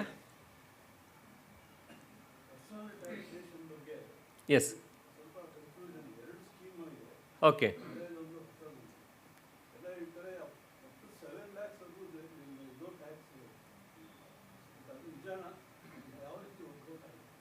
ಹೇಳ್ತೀನಿ. ಹಾಂ, ಈಗ ಒಂದು ಸ್ಟೇಜಲ್ಲಿ ಓಕೆ, ಇದು ಒಂದು ಸ್ಟೇಜಲ್ಲಿ ಬಜೆಟ್ ರಿಲೇಟೆಡ್ಡು ಎಕನಾಮಿಕ್ ಸರ್ವೇದು ಇನ್ಫಾರ್ಮೇಷನ್ ಡಿಸ್ಕಷನ್ ಮುಗೀತು. ಅದಕ್ಕೋಸ್ಕರ ನಾನು ಹಾಲ್ಟ್ ಮಾಡಿದೆ. ಎಸ್, ಈಗ ಇನ್ಕಮ್ ಟ್ಯಾಕ್ಸ್ ಪ್ರಪೋಸಲ್ಸು. ನಾನು ಹಾಗೆ ಹೇಳಿದಾಗೆ ಇದು ಇಂಟ್ರಿಮ್ ಬಜೆಟ್ ಆಗಿರೋದ್ರಿಂದ ಯಾವುದೇ ಸಿಗ್ನಿಫಿಕೆಂಟ್ ಚೇಂಜಸ್ಸನ್ನು ಈ ಗೌರ್ಮೆಂಟು ಈಗ ಇಂಟ್ರೊಡ್ಯೂಸ್ ಮಾಡಿಲ್ಲ. ಬಟ್ ನೆಕ್ಸ್ಟ್ ಗೌರ್ಮೆಂಟು ಕೂಡ ನಮ್ಮದೇನೆ ಆವಾಗ ಜುಲೈದಲ್ಲಿ ಇಂಟ್ರೊಡ್ಯೂಸ್ ಮಾಡ್ತೀವಿ ಅಂತ ಹೇಳಿದ್ದಾರೆ. ಆವಾಗ ಏನೇನು ಚೇಂಜಸ್ ಇದೆ ಅಂತ ನೋಡಬೇಕು. ಈಗ ಮಾಡಿರುವಂಥ ಲಿಮಿಟೆಡ್ ಚೇಂಜಸ್ ಏನಂದರೆ, ಟ್ಯಾಕ್ಸ್ ಪ್ರಪೋಸಲ್ಸ್ ಲಾಸ್ಟ್ ಇಯರ್ ಏನು ಅಮೆಂಡ್ಮೆಂಟ್ ಆಗಿ ಬಂದಿತ್ತಲ್ಲ ಅದೇ ಕಂಟಿನ್ಯೂ ಆಗುತ್ತೆ. ಪರ್ಸನಲ್ ಟ್ಯಾಕ್ಸೇಷನ್ನು, ಕಾರ್ಪೊರೇಟ್ ಟ್ಯಾಕ್ಸೇಷನ್ನು, ಎಲ್ಲ ಟ್ಯಾಕ್ಸ್ ರೂಲ್ಸು, ರೇಟ್ಸು ಎಲ್ಲನೂ ಸೇಮ್ ಇರುತ್ತೆ. ಮೈನರ್ ಚೇಂಜಸ್ ಏನಂದರೆ, ಸ್ಟಾರ್ಟಪ್ಸು ಮತ್ತು sovereign wealth funds, pension funds, IFSC centre, ಇವುಗಳಿಗೆ ಕೆಲವಷ್ಟು ಬೆನಿಫಿಟ್ಗಳು 31 ಮಾರ್ಚ್ 2024ಗೆ ಮುಗಿತಾ ಇದ್ವು. ಅದನ್ನು ಗೌರ್ಮೆಂಟ್ ಎಕ್ಸ್ಟೆಂಡ್ ಮಾಡಬೇಕು ಅಂತ 1 year ಎಕ್ಸ್ಟೆಂಡ್ ಮಾಡ್ತು. ಈಗ ಯಾಕೆಂದರೆ ಇನ್ನೊಂದು ಗೌರ್ಮೆಂಟ್ ಬರೋರಿಗೆ ಮಾರ್ಚ್ ಕ್ರಾಸ್ ಆಗಿಬಿಡುತ್ತೆ ಅನ್ನೋ ಕಾರಣಕ್ಕೆ ಅದು ಒಂದು ಎಕ್ಸ್ಟೆನ್ಷನ್ ಕೊಟ್ಟಿದ್ದಾರೆ. ಇನ್ನೊಂದು ಚೇಂಜ್ ಏನಂದರೆ, ಈ ಹಳೆ ಟ್ಯಾಕ್ಸ್ ಡಿಮಾಂಡ್ಗಳು ಕೆಲವಷ್ಟು ಜನರದ್ದು ಪರ್ಸನಲ್ ಟ್ಯಾಕ್ಸೇಷನ್ ಪೋರ್ಟಲ್ ಅಥವಾ ಕಂಪನಿ ಪೋರ್ಟಲಲ್ಲಿ ನೀವು ನೋಡಿದ್ರೆ ಎಷ್ಟೋ ವರ್ಷದ ಹಿಂದಿಂದು ಡಿಮಾಂಡ್ಗಳು ತೋರಿಸ್ತಾ ಇರ್ತವೆ. ಇನ್ಕಮ್ ಟ್ಯಾಕ್ಸ್ ಡಿಪಾರ್ಟ್ಮೆಂಟ್ನವರಿಗೂ ಅದು ಹೆಂಗೆ ಡಿಮಾಂಡು ಆವಾಗ ರೇಸ್ ಆಗಿತ್ತು ಅಂತ ಗೊತ್ತಿಲ್ಲ. ಟ್ಯಾಕ್ಸ್ ಪೇಯರ್ಸ್ಗೂ ಕೂಡ ಯಾವ ರೀಸನ್ಗೆ ಆ ಡಿಮಾಂಡ್ ಬಂದಿತ್ತು ಅಂತ ಗೊತ್ತಿಲ್ಲ. ನಮ್ಮ ಕೆಲವಷ್ಟು ಕ್ಲೈಂಟ್ ಕೇಸ್ಗಳಲ್ಲಿ 2001 to 2003-04 ಇದೆ. ಫೈನಾನ್ಸ್ ಮಿನಿಸ್ಟರ್ ಹೇಳ್ತಾ ಇದ್ದರು, ಕೆಲವು ಕೇಸ್ಗಳಲ್ಲಿ 1962ದಿಂದ ಕೂಡ ಕೆಲವಷ್ಟು ಡಿಮಾಂಡ್ಗಳು ತೋರಿಸ್ತಾ ಇದ್ದಾವೆ ಅಂತ. ಇನ್ಕಮ್ ಟ್ಯಾಕ್ಸ್ ಆಫೀಸಿಗೆ ಹೋಗಿದ್ದು ಯಾವ ಡಿಮಾಂಡ್ ಅಂತ ಕೇಳಿದ್ರೆ ಅವ್ರ ಹತ್ರ ಏನೂ ದಾಖಲೆ ಇಲ್ಲ. ಅಂಥ ಕೇಸ್ಗಳಲ್ಲಿ ಈ ಗೌರ್ಮೆಂಟ್ ಏನು ಪ್ರಪೋಸಲ್ ಕೊಟ್ಟಿದೆ ಅಂತಂದರೆ, ಯಾವುದೇ ಒಂದು ಪರ್ಟಿಕ್ಯುಲರ್ ಇಯರ್ಗೆ 25,000 rupeesವರೆಗೆ ಡಿಮಾಂಡ್ ಇದ್ದು, ಆ ಡಿಮಾಂಡು ಫೈನಾನ್ಷಿಯಲ್ ಇಯರ್ 2009-10 ಅಥವಾ ಅದಕ್ಕೂ ಮುಂಚಿಂದಾಗಿದ್ದಿದ್ರೆ ಅದನ್ನು ಟ್ಯಾಕ್ಸ್ ಪೇಯರ್ಸ್ ಪೇಮೆಂಟ್ ಮಾಡೋದು ಬೇಡ, ಗೌರ್ಮೆಂಟು ಅದನ್ನು ರೈಟ್ ಆಫ್ ಮಾಡುತ್ತೆ. 2010-11 ಫೈನಾನ್ಷಿಯಲ್ ಇಯರಿಂದ 2014-15 ಫೈನಾನ್ಷಿಯಲ್ ಇಯರ್ವರೆಗೆ 10,000ವರೆಗೆ ಡಿಮಾಂಡ್ ಇದ್ದರೆ ಅದನ್ನು ಪೇಮೆಂಟ್ ಮಾಡೋದು ಬೇಡ, ಅದನ್ನು ರೈಟ್ ಆಫ್ ಮಾಡುತ್ತೆ. 2015-16 ನಂತರ ಎಷ್ಟೇ ಅಮೌಂಟ್ ಇದ್ದರೂ ನೀವು ಕೊಡಲೇಬೇಕು ಅಥವಾ ಅಪೀಲ್ಗೆ ಹೋಗಬೇಕು. ಇದು ಈಗ ಬಂದಿರೋ ಪ್ರಪೋಸಲ್. ಇದು ಅವರ ಎಸ್ಟಿಮೇಟ್ ಪ್ರಕಾರ 1 ಕೋಟಿ ಟ್ಯಾಕ್ಸ್ ಪೇಯರ್ಸ್ಗೆ ಬೆನಿಫಿಟ್ ಆಗುತ್ತೆ. ಇಲೆಕ್ಷನ್ ಇಯರ್ ಬೇರೆ, ಹಾಗಾಗಿ ಇಂಟ್ರೊಡ್ಯೂಸ್ ಆಯ್ತು ಅಂತ ಭಾಳಷ್ಟು ಜನ ವಿಚಾರ ಮಾಡ್ತಾಯಿದ್ರು. Retention of same tax rates For direct and indirect taxes, including import duties, there is no change. Corporate taxes ಮುಂಚೆಯಿಂದನೂ ಈಗ 22% ಡೊಮೆಸ್ಟಿಕ್ ಕಂಪನೀಸಿಗೆ, 15% ಮ್ಯಾನುಫ್ಯಾಕ್ಚರಿಂಗ್ ಕಂಪನೀಸಿಗೆ ಬರ್ತಾ ಇತ್ತು, ಅದು ಕಂಟಿನ್ಯೂ ಆಗುತ್ತೆ. No tax liability for tax payers with income up to 7 lakh under the new tax regime, ಅದು ಕೂಡ continue ಆಗುತ್ತೆ. Sir, ನಿಮ್ಮ ಕ್ವಶನ್ಗೆ ಆನ್ಸರ್ ಮಾಡಬೇಕು ಅಂದರೆ ನಾನಿಲ್ಲಿ ಇನ್ನು ನೆಕ್ಸ್ಟ್ ಸ್ಲೈಡಲ್ಲಿ ಬರ್ತೀನಿ. ಅದೊಂದು ಟ್ಯಾಕ್ಸ್ ರೇಟ್ಗಳನ್ನು ಹಾಕಿದ್ದೀವಿ, ಅಲ್ಲಿ ಎಕ್ಸ್ಪ್ಲೇನ್ ಮಾಡ್ತೀನಿ. ನ್ಯೂ ಟ್ಯಾಕ್ಸ್ ರೆಜಿಮಲ್ಲಿ ಮಾತ್ರ 7 ಲಕ್ಷದವರೆಗೆ ಟೋಟಲ್ ಇನ್ಕಮ್ ಯಾರದ್ದು ಬರುತ್ತೋ ಅವರಿಗೆ ಟ್ಯಾಕ್ಸ್ ಇರಲ್ಲ. ಇಲ್ಲಿ ಇಂಟರಿಮ್ ಬಜೆಟಲ್ಲಿ ಕೂಡ ಕೆಲವಷ್ಟು ಇಂಟ್ರೆಸ್ಟಿಂಗ್ ಇನ್ಫಾರ್ಮೇಷನ್ಗಳಿದ್ದು ಅದನ್ನು ಪಿಕಪ್ ಮಾಡಿದ್ದೀವಿ. Direct tax collection has tripled in the last 10 years. Direct tax collection triple ಆಗಿದೆ 10 ವರ್ಷದಲ್ಲಿ ಅಂತ. Number of return filers swelled to 2.4 times. Further ಇನ್ನೂ ಡ್ರಿಲ್ ಡೌನ್ ಮಾಡಿದ್ದೀವಿ, ಆ ಡೇಟಾ ನಿಮಗೆ ಎಕ್ಸ್ಪ್ಲೇನ್ ಮಾಡ್ತೀವಿ. Faster refunds, reduction in average processing time of returns from 93 days in 2013-14 to 10 days in 23-24. ಇದು average. ಕೆಲವೊಂದು ಇನ್ಸ್ಟೆನ್ಸಲ್ಲಿ ನೋಡಿದ್ದೀವಿ ನಾವು, ಇನ್ಕಮ್ ಟ್ಯಾಕ್ಸ್ ರಿಟರ್ನನ್ನು ಫೈಲ್ ಮಾಡಿ 30 minutes ಒಳಗಡೆ ಪ್ರೊಸೆಸ್ ಆಗಿ ಇಂಟಿಮೇಷನ್ ಬರುತ್ತೆ, 3rd day income tax refund credit ಆಗ್ತಾ ಇದೆ. ಸ್ಮಾಲರ್ ರಿಫಂಡ್ಸ್ ಇದ್ದರೆ, ಹೈಯರ್ ರಿಫಂಡ್ಸ್ ಇದ್ದರೆ, ಲ್ಯಾಕ್ಸ್ ಎಲ್ಲ ರಿಫಂಡ್ಸ್ ಇದ್ದರೆ ಪರ್ಹ್ಯಾಪ್ಸ್ ಅವರು ಸ್ವಲ್ಪ ಮಾನಿಟರ್ ಮಾಡಿ ಆಮೇಲೆ ರಿಫಂಡನ್ನು ಇಶ್ಯೂ ಮಾಡ್ತಾ ಇದ್ದಾರೆ. ಅದಕ್ಕೆ ಒಂದೊಂದು ಸಾರಿ 1 ವಾರ 10 ದಿನ, ಕೆಲವೊಮ್ಮೆ 3 ತಿಂಗಳು ತಗೊಳುತ್ತೆ ರಿಫಂಡ್ಸ್ ಎಲ್ಲ ಜಾಸ್ತಿ ಇದ್ದರೆ. ಬಟ್ ಇಲ್ಲಿ ಎವರೇಜು 10 ದಿನದಷ್ಟಿದೆ. Average monthly gross GST collection double to 1.66 lakh crore in 23-24. ನಾನು ಆಗಲೇ ಚಾರ್ಟನ್ನು ನಿಮ್ಗೆ ತೋರಿಸ್ದನಲ್ಲ. ಪರ್ಸ್ನಲ್ ಟ್ಯಾಕ್ಸ್ ರೇಟ್ಸ್, ಸರ್ ನಾನು ಇದೇ ನಿಮಗೆ ಟ್ಯಾಕ್ಸ್ ಸ್ಲ್ಯಾಬನ್ನು ಎಕ್ಸ್ಪ್ಲೇನ್ ಮಾಡ್ತೀನಿ ಅಂತಂದೆ. ಫೈನಾನ್ಷಿಯಲ್ ಇಯರ್ 23-24ಗೆ ಈ ಟೇಬಲಲ್ಲಿರುವಂಥ ರೇಟ್ಗಳು ಅಪ್ಲಿಕೇಬಲ್ಲು. ಈಗ ಇಂಟರಿಮ್ ಬಜೆಟಿನ ಪ್ರಪೋಸಲ್ ಪ್ರಕಾರ ಇದು ಕಂಟಿನ್ಯೂ ಆಗುತ್ತೆ ಫೈನಾನ್ಷಿಯಲ್ ಇಯರ್ 24-25ಗೆ. ಆದರೆ ಹೊಸ ಗೌರ್ಮೆಂಟ್ ಫಾರ್ಮೇಷನ್ ಆದಮೇಲೆ ಜುಲೈದಲ್ಲಿ ಅವರು ಇನ್ನೊಂದು ಬಜೆಟನ್ನು ಪ್ರೆಸೆಂಟ್ ಮಾಡ್ತಾರಲ್ಲ, ಆವಾಗ ಮಾಡಿ ಇದನ್ನು ರಿವೈಸ್ ಮಾಡೋ ಸಾಧ್ಯತೆಗಳಿದ್ದಾವೆ. ಬಟ್ ಸದ್ಯಕ್ಕೆ ಈ ರೇಟುಗಳು ಚಾಲ್ತಿಯಲ್ಲಿದ್ದಾವೆ. ಲೆಫ್ಟ್ ಸೈಡ್ ಇರೋದು OTR ಅಂದರೆ ಓಲ್ಡ್ ಟ್ಯಾಕ್ಸ್ ರೆಜೀಮು, ರೈಟ್ ಸೈಡ್ ಇರೋದು ನ್ಯೂ ಟ್ಯಾಕ್ಸ್ ರೆಜೀಮು. ಓಲ್ಡ್ ಟ್ಯಾಕ್ಸ್ ರೆಜೀಮಲ್ಲಿ ಹೆಂಗಿತ್ತು ಅಂದರೆ 2.5 lakh ಟ್ಯಾಕ್ಸ್ ಇಲ್ಲ. 2.5 lakh to 5 lakh ಇದ್ದರೆ 5%, 5 lakh to 10 lakh 20%, above 10 lakh ಇದ್ದರೆ 30%. Resident citizens aged from 60 to 80 yearsಗೆ ಈ 2.5 lakh ಬದಲು 3 lakh, 80 yearsಗಿಂತ ಜಾಸ್ತಿ ಇದ್ದವರಿದ್ದರೆ 5 lakh ಅಂತ ಬೇಸ್, ಅಲ್ಲಿಂದ ಮೇಲ್ಗಡೆ ಮಾತ್ರ ಅವರು ಟ್ಯಾಕ್ಸನ್ನು ಕೊಡಬೇಕು. ಇದು ಓಲ್ಡ್ ಟ್ಯಾಕ್ಸ್ ರೆಜಿಮಲ್ಲಿ. ಓಲ್ಡ್ ಟ್ಯಾಕ್ಸ್ ರೆಜಿಮಲ್ಲಿ ಟ್ಯಾಕ್ಸು ಏನು ಬರುತ್ತಲ್ಲ, ಆ ಟ್ಯಾಕ್ಸನ್ನು ಕಂಪ್ಯೂಟ್ ಮಾಡಿ 5 ಲಕ್ಷಕ್ಕಿಂತ ಕಮ್ಮಿ ಇನ್ಕಮ್ ಇದ್ದವರಿಗೆ ಒಂದು ರಿಬೇಟನ್ನು ಕೊಡ್ತಾರೆ. ಆ ರಿಬೇಟ್ ಅಪ್ಲೈ ಮಾಡಿದ ನಂತರ 5 ಲಕ್ಷಕ್ಕಿಂತ ಕಮ್ಮಿ ಇದ್ದವರಿಗೆ ಯಾವುದೇ ಟ್ಯಾಕ್ಸ್ ಬರಲ್ಲ ಓಲ್ಡ್ ಟ್ಯಾಕ್ಸ್ ರೆಜಿಮಲ್ಲಿ.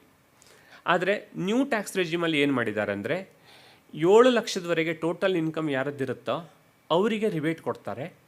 ಅವರಿಗೆ ಆ ರಿಬೇಟ್ನಿಂದಾಗಿ 7 ಲಕ್ಷದ ಕೆಳಗೆ ಯಾವುದೇ ಟ್ಯಾಕ್ಸು ಬರೋದಿಲ್ಲ.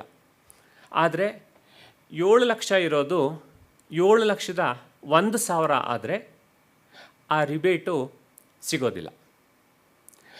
ಆ 1,000 ಪ್ಲಸ್ ಹಿಂದ್ಗಡೆ ಎಷ್ಟಿರುತ್ತೋ ಅದನ್ನು ಲಯಬಿಲಿಟಿ ನೋಡಿ ಅವರು ಕಂಪ್ಯೂಟೇಷನ್ ಮಾಡ್ತಾರೆ. ಇಲ್ಲಿ ನ್ಯೂ ಟ್ಯಾಕ್ಸ್ ರೆಜಿಮಲ್ಲಿ up to 3 lakh rate of tax ನಿಲ್ಲಿದೆ. 3 to 6 5%, 6 lakh to 9 lakh 10%, 9 lakh to 12 lakh 15%, 12 lakh to 15 lakh 20%, above 15 lakh 30%. ಇಲ್ಲೂ left side table old tax regime ನೋಡಿದ್ರೆ 10 lakh ಮೇಲ್ಗಡೆ 30%, ರೈಟ್ ಸೈಡು ನ್ಯೂ ಟ್ಯಾಕ್ಸ್ ರೆಜಿಮಲ್ಲಿ ಅದು 15 lakh ಮೇಲ್ಗಡೆ 30%. ಈಗ ಹೆಚ್ಚಿನ ಜನ ಎಲ್ಲ ನ್ಯೂ ಟ್ಯಾಕ್ಸ್ ರೆಜಿಮ್ಗೆ ಹೋಗೋದು ಬೆನಿಫಿಷಿಯಲ್ ಆಗುತ್ತೆ. ತುಂಬ ಅಪರೂಪದ ಕೇಸ್ಗಳಲ್ಲಿ ಮಾತ್ರ ಓಲ್ಡ್ ಟ್ಯಾಕ್ಸ್ ರೆಜಿಮ್ ಹೆಲ್ಪ್ಫುಲ್ ಆಗ್ಬೋದು. ಜನರಲ್ ರೂಲ್ ಏನಂದರೆ new tax regime is beneficial from 23-24 financial year.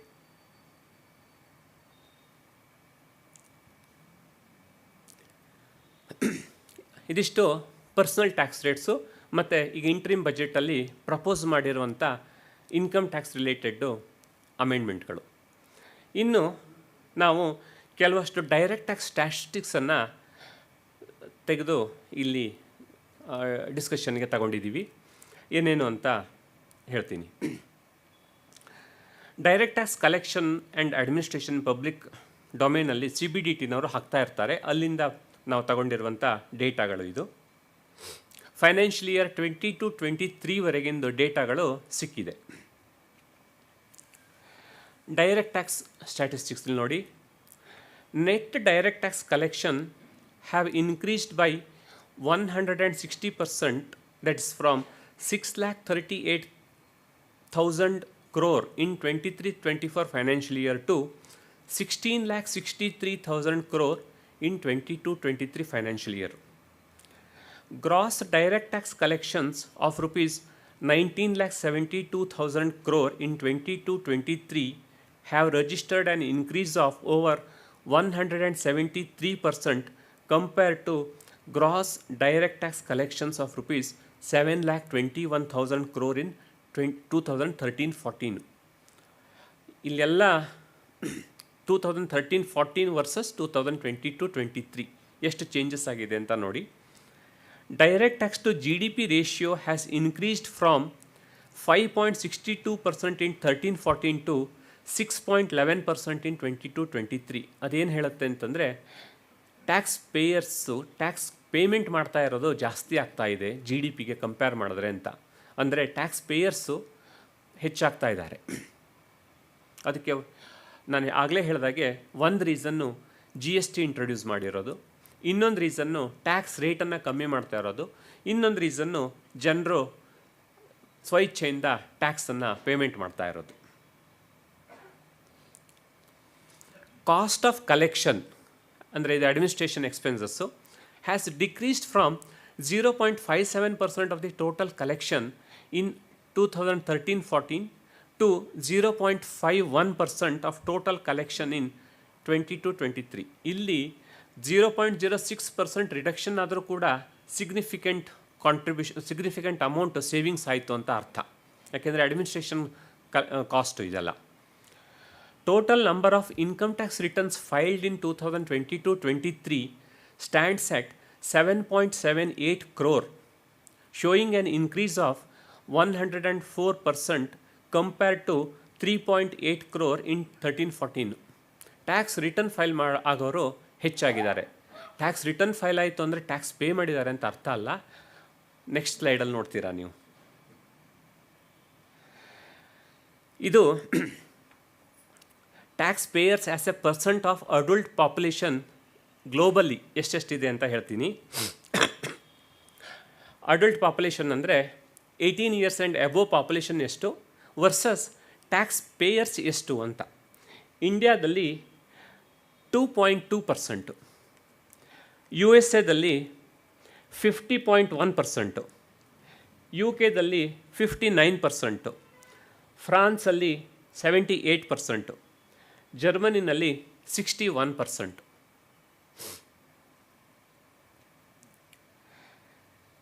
ಇಲ್ಲಿ ನಂಬರ್ ಆಫ್ ಟ್ಯಾಕ್ಸ್ ರಿಟರ್ನ್ಸು ಇಂಡಿಯಾದಲ್ಲಿ ಫೈಲ್ ಆಗಿರೋದು ಹೇಗಿದೆ ಅಂತ ನೋಡಿ. 12-13 financial yearly 2.9 crore tax returns file ಆಗಿತ್ತು.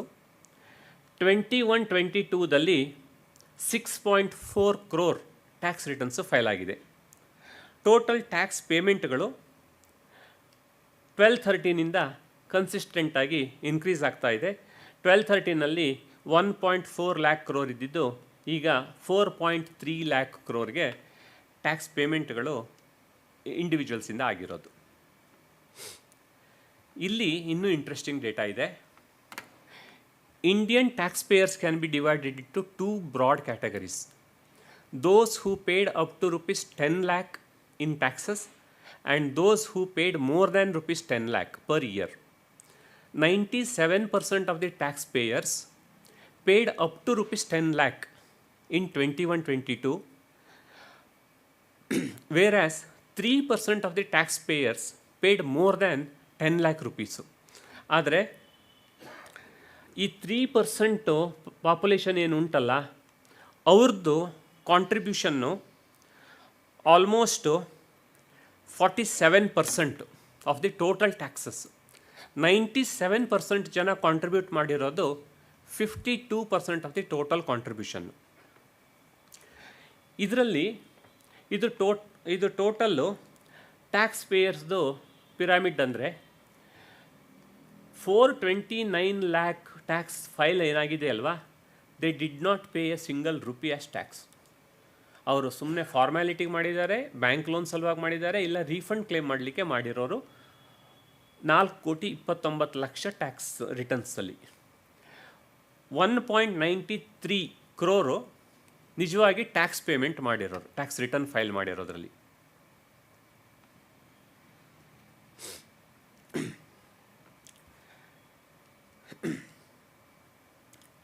ಇದು ಝೀರೋ ಟ್ಯಾಕ್ಸ್ ಪೇಮೆಂಟ್ ಮಾಡಿರೋ ಸಂಖ್ಯೆಯನ್ನು ತೋರಿಸುತ್ತೆ. ಯಾವುದು? ಈ ವೈಟ್ ಚಾರ್ಟ್ಗಳು. ಇದು ಟೋಟಲ್ ನಂಬರ್ ಆಫ್ ರಿಟರ್ನ್ಸು. 1920ನಲ್ಲಿ 6.48 crores ರಿಟರ್ನ್ ಫೈಲ್ ಆಗಿದ್ರಲ್ಲಿ 2.9 crore ಝೀರೋ ಟ್ಯಾಕ್ಸ್ ಪೇಮೆಂಟ್ ಆಗಿರೋದು.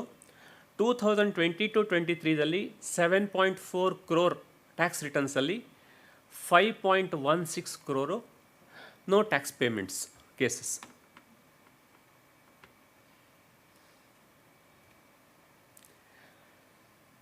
ಇದು ಬಜೆಟ್ಗೆ ಸಂಬಂಧಪಟ್ಟಿದ್ದಲ್ಲ, ಬಟ್ ನಾವು ತಿಳ್ಕೊಂಡಿರ್ಬೇಕಂತ ಒಂದಿಷ್ಟು ಅಂಶ ಅಂತ ಕಲೆಕ್ಟ್ ಮಾಡಿದ್ವಿ. ಒಂದು transparency.org ಅಂತ ಒಂದು ಇಂಟರ್ನ್ಯಾಷನಲ್ NGO ಇದೆ. ಅದು ಪ್ರತಿ ವರ್ಷ ಥ್ರೂಔಟ್ ದಿ ಗ್ಲೋಬು ಕರಪ್ಷನ್ ಪರ್ಸೆಪ್ಷನ್ ಪ್ರತಿ ಕಂಟ್ರಿನಲ್ಲಿ ಹೇಗಿದೆ ಅಂತ ಐಡೆಂಟಿಫೈ ಮಾಡಿ ಪ್ರತಿ ಕಂಟ್ರಿಗೆ ರ್ಯಾಂಕಿಂಗ್ ಕೊಡುತ್ತೆ. ಇಲ್ಲಿ ನೋಡಿ ರ್ಯಾಂಕಿಂಗು ಹೇಗಿದೆ ಅಂತ. ಡೆನ್ಮಾರ್ಕ್ದು ಸ್ಕೋರು ಹೈಯೆಸ್ಟ್ ಇದೆ, rank 1. Singapore rank 5 globally. Netherlands ranking 8, USA 24, India 93, Pakistan 133, China 76. ಇದು ಗ್ಲೋಬಲ್ ಕರಪ್ಷನ್ ಪರ್ಸೆಪ್ಷನ್ದು 2023ದು ಡೇಟಾ.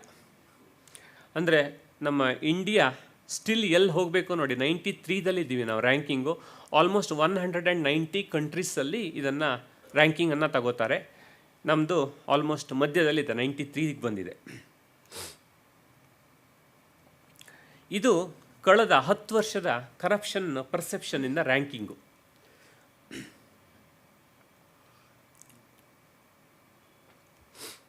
ಟೂ 2014ನಲ್ಲಿ 85 ಇತ್ತು.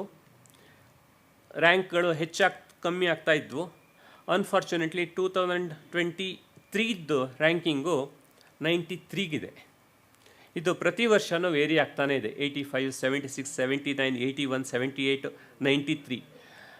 ಹೇಳಬೇಕು ಅಂದರೆ ಹೆಚ್ಚು ಕಮ್ಮಿ ಕರಪ್ಷನ್ ಪರ್ಸೆಪ್ಷನ್ನಲ್ಲಿ 10 ವರ್ಷದಲ್ಲಿ ಏನೂ ಬದಲಾವಣೆ ಆಗಿಲ್ಲ. ಕೆಲವೊಮ್ಮೆ ಬೇರೆ ದೇಶಗಳು ಕರಪ್ಷನ್ ಪರ್ಸೆಪ್ಷನ್ನ ಕಮ್ಮಿ ಆದರೆ ಇಂಡಿಯಾದ ರ್ಯಾಂಕಿಂಗ್ ಮೇಲೂ ಅಫೆಕ್ಟ್ ಆಗ್ಬೋದು. ಹಾಗಾಗಿ ಇದು ಯಾವುದೇ ಒಂದು ಸ್ಟೂಡೆಂಟ್ ತಗೊಂಡಿರೋ ಸ್ಕೋರ್ ಥರ ಕಂಪೇರ್ ಮಾಡಲಿಕ್ಕಾಗಲ್ಲ. Total comparative analysis. ಆಲ್ಮೋಸ್ಟು ಅವಾಗ ಯಾವ ಥರ ಕರಪ್ಷನ್ ಪರ್ಸೆಪ್ಷನ್ ಇತ್ತು throughout the world, corruption perception ಅದೇ ಥರ ಇದೆ. Ease of doing business ranking, global ranking. ಇದು ಕೂಡ ಇದು 2013ಇಂದ 2020ವರೆಗಿನ ಡೇಟಾ ಇದೆ. 2020 ಇದು ಲೇಟೆಸ್ಟು, 2013 ಓಲ್ಡೆಸ್ಟು. ನ್ಯೂಜಿಲೆಂಡು 2020ನಲ್ಲಿ ನಂಬರ್ 1. ನಮಗೆ 2020 ನಂತರದ ರ್ಯಾಂಕಿಂಗ್ ಇನ್ನೂ ಸಿಕ್ಕಿಲ್ಲ, ಎಲ್ಲೋ ಅಫಿಷಿಯಲ್ ಡಾಕ್ಯುಮೆಂಟ್ಸ್ ಇಲ್ಲ. ನ್ಯೂಸ್ ಪೇಪರ್ಗಳದ್ದಿದ್ದು, ಬಟ್ ಅಫಿಷಿಯಲ್ ಆಗಿ ನಮ್ಗೆ ಸಿಗಲಿಲ್ಲ. 2020ನಲ್ಲಿ New Zealand is the best place to do business in the world. 2013ನಲ್ಲಿ ಅವ್ರದ್ದು ರ್ಯಾಂಕಿಂಗ್ 3 ಇತ್ತು. ಸಿಂಗಪುರು 2020ನಲ್ಲಿ ನಂಬರ್ 2 ಪೊಸಿಷನ್ನು, 2013ನಲ್ಲಿ ನಂಬರ್ 1 ಇದ್ದಿದ್ವು. ಡೆನ್ಮಾರ್ಕು ನಂಬರ್ 4 ಪೊಸಿಷನ್ನಲ್ಲಿದೆ, 2013ನಲ್ಲಿ ನಂಬರ್ 5 ಪೊಸಿಷನ್ನಲ್ಲಿ ಇತ್ತು. ಚೈನಾ ನೋಡಿ 2013ನಲ್ಲಿ ಪೊಸಿಷನ್ 91 ಇತ್ತು, 2020ನಲ್ಲಿ 31ಗೆ ಬಂದಿದೆ. ಇಂಡಿಯಾ ರ್ಯಾಂಕಿಂಗ್ 132 ಇತ್ತು 10 ವರ್ಷದ ಹಿಂದೆ, ಈಗ 63ಗೆ ಬಂದಿದೆ. ಪಾಕಿಸ್ತಾನ್ ಆವಾಗ 107 ಇತ್ತು, ಈಗ 108 ಇದೆ. ಯುನೈಟೆಡ್ ಸ್ಟೇಟ್ಸು ಆವಾಗ 4th ರ್ಯಾಂಕಿಂಗ್ ಇತ್ತು, ಈಗ 6th. ಇದು ಒಂದು ಇಂಟ್ರೆಸ್ಟಿಂಗ್ ಡೇಟಾ. ನಮ್ಮದು ಇಂಡಿಯಾದಲ್ಲಿ ಟ್ಯಾಕ್ಸ್ ರೇಟು ಹೈಯೆಸ್ಟು ಅಂತ ತುಂಬ ಜಾಸ್ತಿ ಇದೆ ಅಂತ ಹೇಳ್ತೀವಲ್ಲ ನಾವು. ಬೇರೆ ದೇಶಕ್ಕೆ ಕಂಪೇರ್ ಮಾಡೋಣ. ಇದು 2023 ಡೇಟಾ. ಬೆಲ್ಜಿಯಮ್ದಲ್ಲಿ ಹೈಯೆಸ್ಟ್ ಪರ್ಸನಲ್ ಟ್ಯಾಕ್ಸ್ ರೇಟು, ಅಂದರೆ ಪರ್ಟಿಕ್ಯುಲರ್ ಸ್ಲ್ಯಾಬನ್ನು ದಾಟಿ ಫೈನಲ್ ವರೆಗೆ ಅವರು ಟ್ಯಾಕ್ಸ್ ಮಾಡ್ಬೋದು. 79.5% ಬೆಲ್ಜಿಯಮಲ್ಲಿದೆ. Finland 66.75, Portugal 64, United Kingdom 63, Switzerland 59, Estonia 58, Denmark 57, Japan 55, Austria 55, Aruba 58.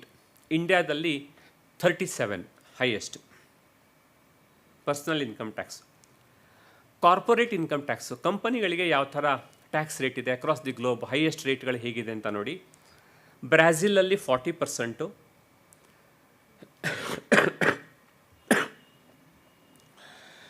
ವೆನಿಜುವಾಲಾದಲ್ಲಿ 34%, ಇಂಡಿಯಾದಲ್ಲೂ ಕೂಡ almost 32% highest corporate tax rate ಇದೆ.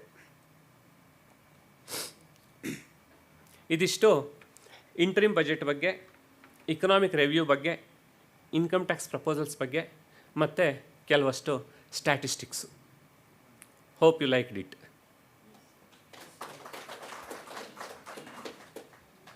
ಏನಾದ್ರು ಕ್ವೆಶನ್ಸ್ ಇದ್ದರೆ ಪ್ಲೀಸ್. ಸರ್, ಇದು 2023 ಬಜೆಟ್ಟಿಂದು ಕಂಟಿನ್ಯೂಯೇಷನ್ನು. ಸೀನಿಯರ್ ಸಿಟಿಸನ್ಸ್ಗೆ ಸಾಕಷ್ಟು ಬೆನಿಫಿಟ್ ಇದೆ. ಈಗ ನಾನು ಎಕ್ಸ್ಪ್ಲೇನ್ ಮಾಡೋದ್ನಲ್ಲ, ಫಸ್ಟ್ ಅಂದರೆ income tax slab 60 to 80 years ಇದ್ದವರಿಗೆ ಓಲ್ಡ್ ಟ್ಯಾಕ್ಸ್ ರೆಜಿಮಲ್ಲಿ ಅವರು ಡಿಫ್ರೆನ್ಷಿಯೇಟ್ ಮಾಡಿದ್ದಾರೆ. ನ್ಯೂ ಟ್ಯಾಕ್ಸ್ ರೆಜಿಮಲ್ಲಿ ಏನೂ ಡಿಫ್ರೆನ್ಸಿಯೇಷನ್ ಮಾಡಿಲ್ಲ. ಸೀನಿಯರ್ ಸಿಟಿಸನ್ಸ್ಗೆ ಅಂತ ಸಪರೇಟ್ ರೇಟನ್ನು ಕೊಟ್ಟಿಲ್ಲ. ಬಟ್ 7 ಲಕ್ಷದವರೆಗೆ ಟ್ಯಾಕ್ಸ್ ಬರಲ್ಲ. ಇನ್ನು ಇಂಟ್ರೆಸ್ಟ್ ಫ್ರಮ್ ಬ್ಯಾಂಕ್ಸು, ಅಲ್ಲಿ ನಿಮಗೆ 50,000ವರೆಗೆ 80 TTBದಲ್ಲಿ ಸೀನಿಯರ್ ಸಿಟಿಸನ್ಸ್ಗೆ ಡಿಡಕ್ಷನ್ ಸಿಗುತ್ತೆ. TDSನಲ್ಲಿ ಸೀನಿಯರ್ ಸಿಟಿಸನ್ಸ್ಗೆ ಬೆನಿಫಿಟ್ ಇದೆ. ಅದೆಲ್ಲ ಬೆನಿಫಿಟ್ಗಳು ಈಗ ಇಂಟ್ರಿಮ್ ಬಜೆಟ್ ಪ್ರಕಾರ ಮುಂದುವರಿಯುತ್ತೆ. ಇನ್ನು ನೆಕ್ಸ್ಟ್ ಫುಲ್ ಬಜೆಟ್ ಬಂದಾಗ ಏನೇನು ಚೇಂಜಸ್ ಆಗುತ್ತೆ ಅಂತ ನೋಡಬೇಕು. Yes sir.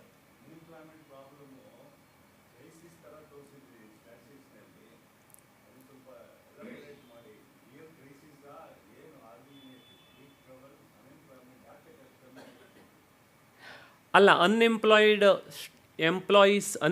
ಇರುವಂಥವ್ರದ್ದು ಪರ್ಸಂಟೇಜು ಕಮ್ಮಿ ಆಗ್ತಾ ಇದೆ ಅಂತ ನಾನು ಎಕ್ಸ್ಪ್ಲೇನ್ ಮಾಡಿದ್ದು. ಅದೀಗ ಅಪ್ರಾಕ್ಸಿಮೇಟ್ಲಿ 3.2%ಗೆ ಬಂದಿದೆ. 6-7% ಇದ್ದಿದ್ದು ವರ್ಷದಿಂದ ವರ್ಷಕ್ಕೆ ಅನ್ಎಂಪ್ಲಾಯ್ಮೆಂಟ್ ಕಮ್ಮಿಯಾಗಿ 3.2%ಗೆ ಬಂದಿದೆ ಈಗ. Situation improved. ಅನ್ಎಂಪ್ಲಾಯ್ಮೆಂಟ್ ರೇಟು ಕಮ್ಮಿ ಆಯಿತು ಅಂದರೆ ಸಿಚುವೇಶನ್ ಇಂಪ್ರೂವ್ ಆಗಿದೆ ಅಂತ. Yes sir. ಸರ್,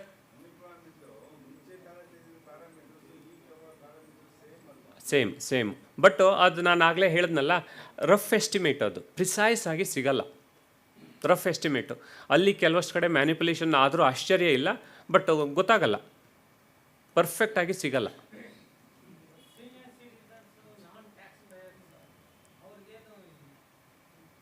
ನಾನ್ ಟ್ಯಾಕ್ಸ್ ಪೇಯರ್ಸು ಸರ್ ಸಾಕಷ್ಟು ಬೆನಿಫಿಟ್ಗಳಿದ್ದಾವೆ. ಅಂದರೆ ಈಗ ಸೀನಿಯರ್ ಸಿಟಿಸನ್ಸ್ಗೆ ಗೌರ್ಮೆಂಟಿನ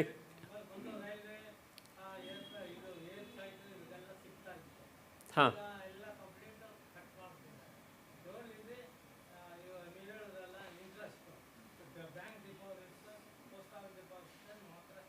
ಹೌದು.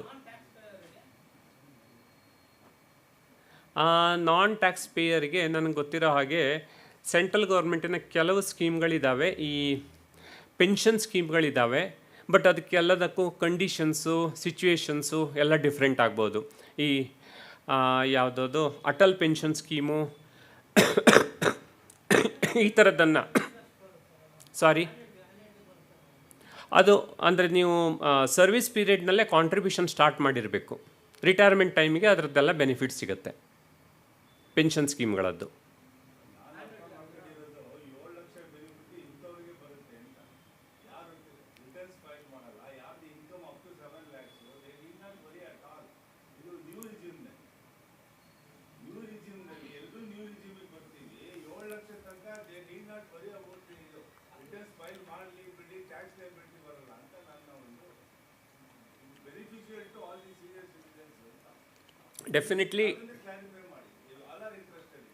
ಡೆಫಿನೆಟ್ಲಿ ಈಗ ಮೊದಲು 2.5 ಲಕ್ಷ ಇನ್ಕಮ್ ಬಂತು ಅಂದರೂ ಕೂಡ ಟ್ಯಾಕ್ಸ್ ರಿಟರ್ನನ್ನು ಫೈಲ್ ಮಾಡಬೇಕಾಗ್ತಿತ್ತು, ಟ್ಯಾಕ್ಸ್ ಪೇಮೆಂಟ್ ಮಾಡಬೇಕಾಗ್ತಿತ್ತು. ಬಟ್ ಈಗ 7 ಲಕ್ಷದವರೆಗೆ ರಿಲ್ಯಾಕ್ಸೇಷನ್ನು ಅಂದರೆ ಸೀನಿಯರ್ ಸಿಟಿಸನ್ಸು ಅಥವಾ ಈವನ್ನು ಯಂಗ್ ಪಾಪ್ಯುಲೇಷನ್ ಕೂಡ ಈಗ ಫ್ರೆಷರ್ಸ್ ಎಂಪ್ಲಾಯ್ಮೆಂಟಿಗೆ ಸೇರ್ಕೋತಾರಲ್ಲ, ಅವರಿಗೆ ಈ monthly income for example 60,000 70,000 monthly salary ಇದ್ದರೂ ಕೂಡ ಅವರಿಗೆ ಇನ್ಕಮ್ ಟ್ಯಾಕ್ಸ್ ಬರೋಲ್ಲ, ರಿಟರ್ನು ಫೈಲ್ ಮಾಡೋ ನೆಸೆಸಿಟಿ ಬರೋಲ್ಲ.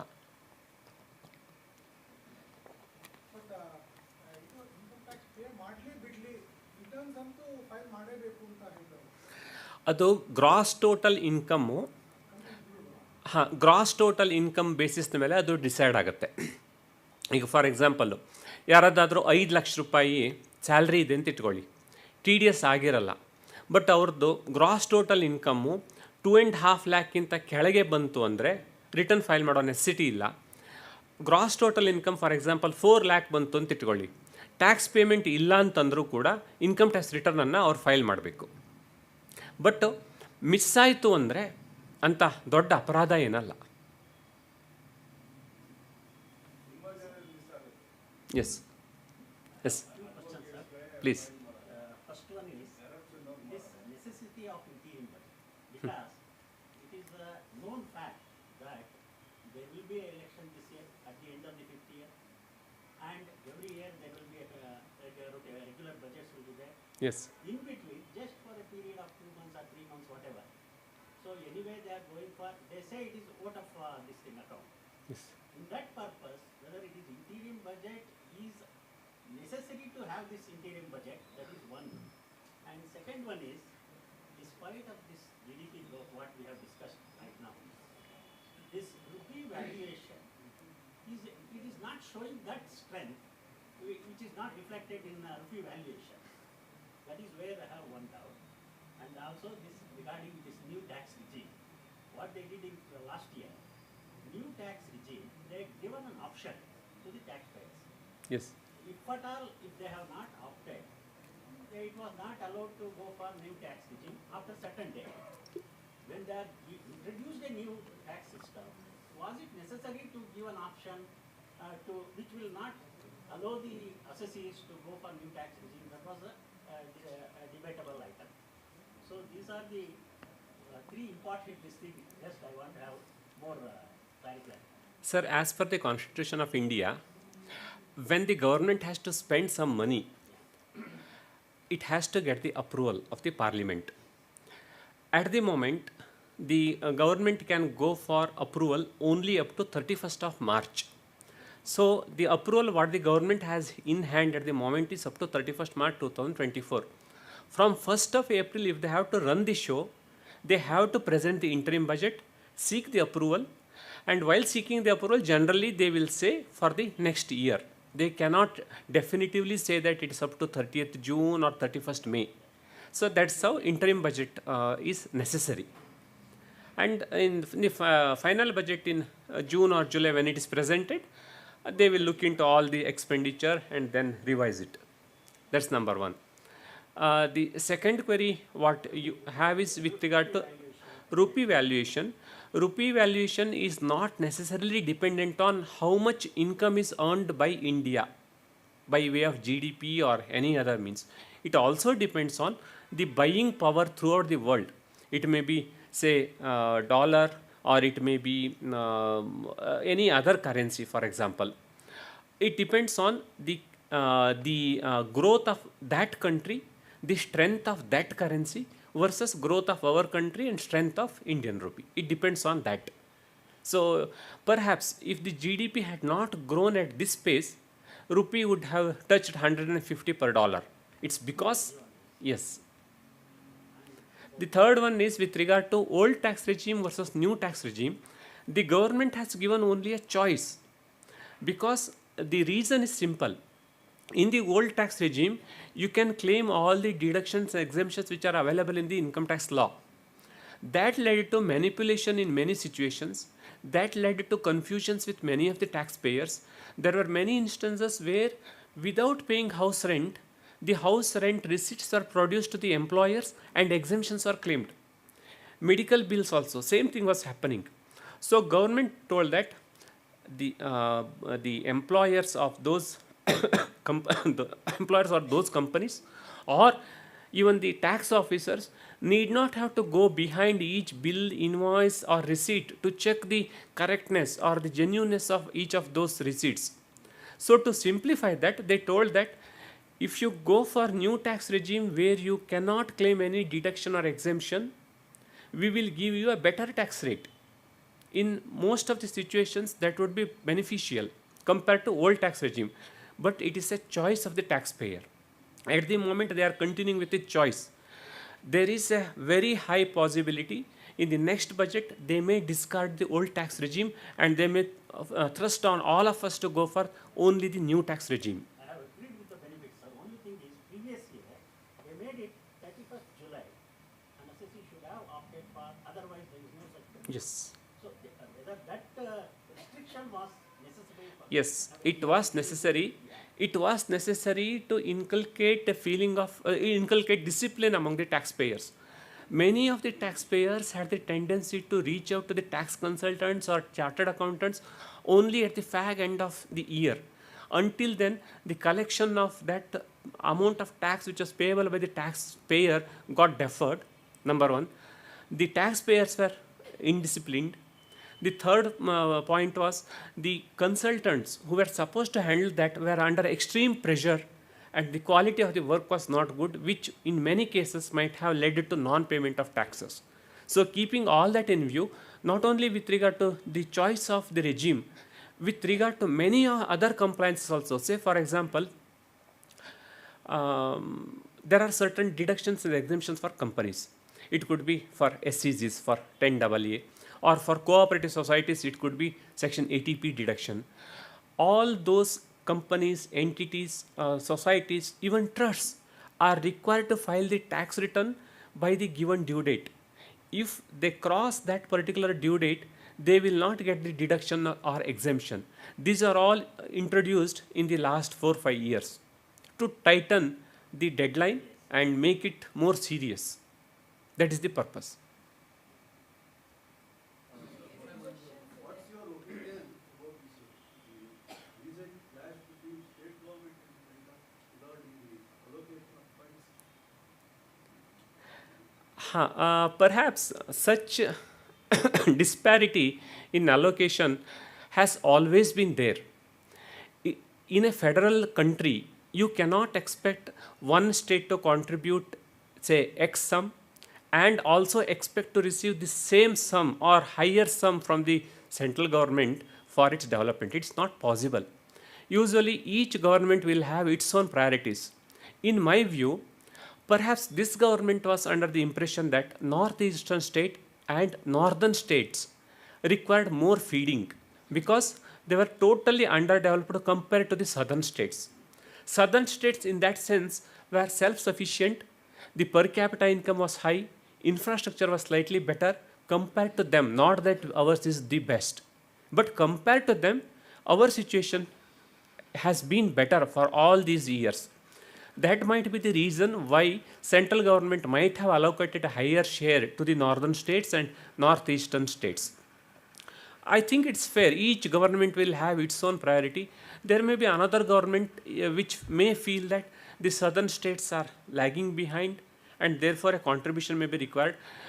The representation from each of the states, each of the regions has to go properly to show that why we need funds and what is the benefit we will get out of such contribution. If we are able to properly give them the representation, convince them, perhaps it would be possible.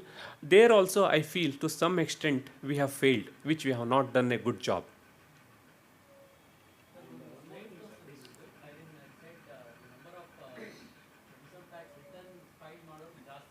ಹೌದು.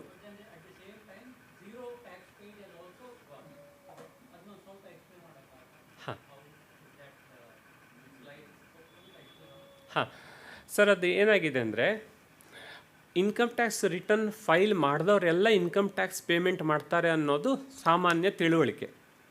But situation ಹಾಗಿಲ್ಲ.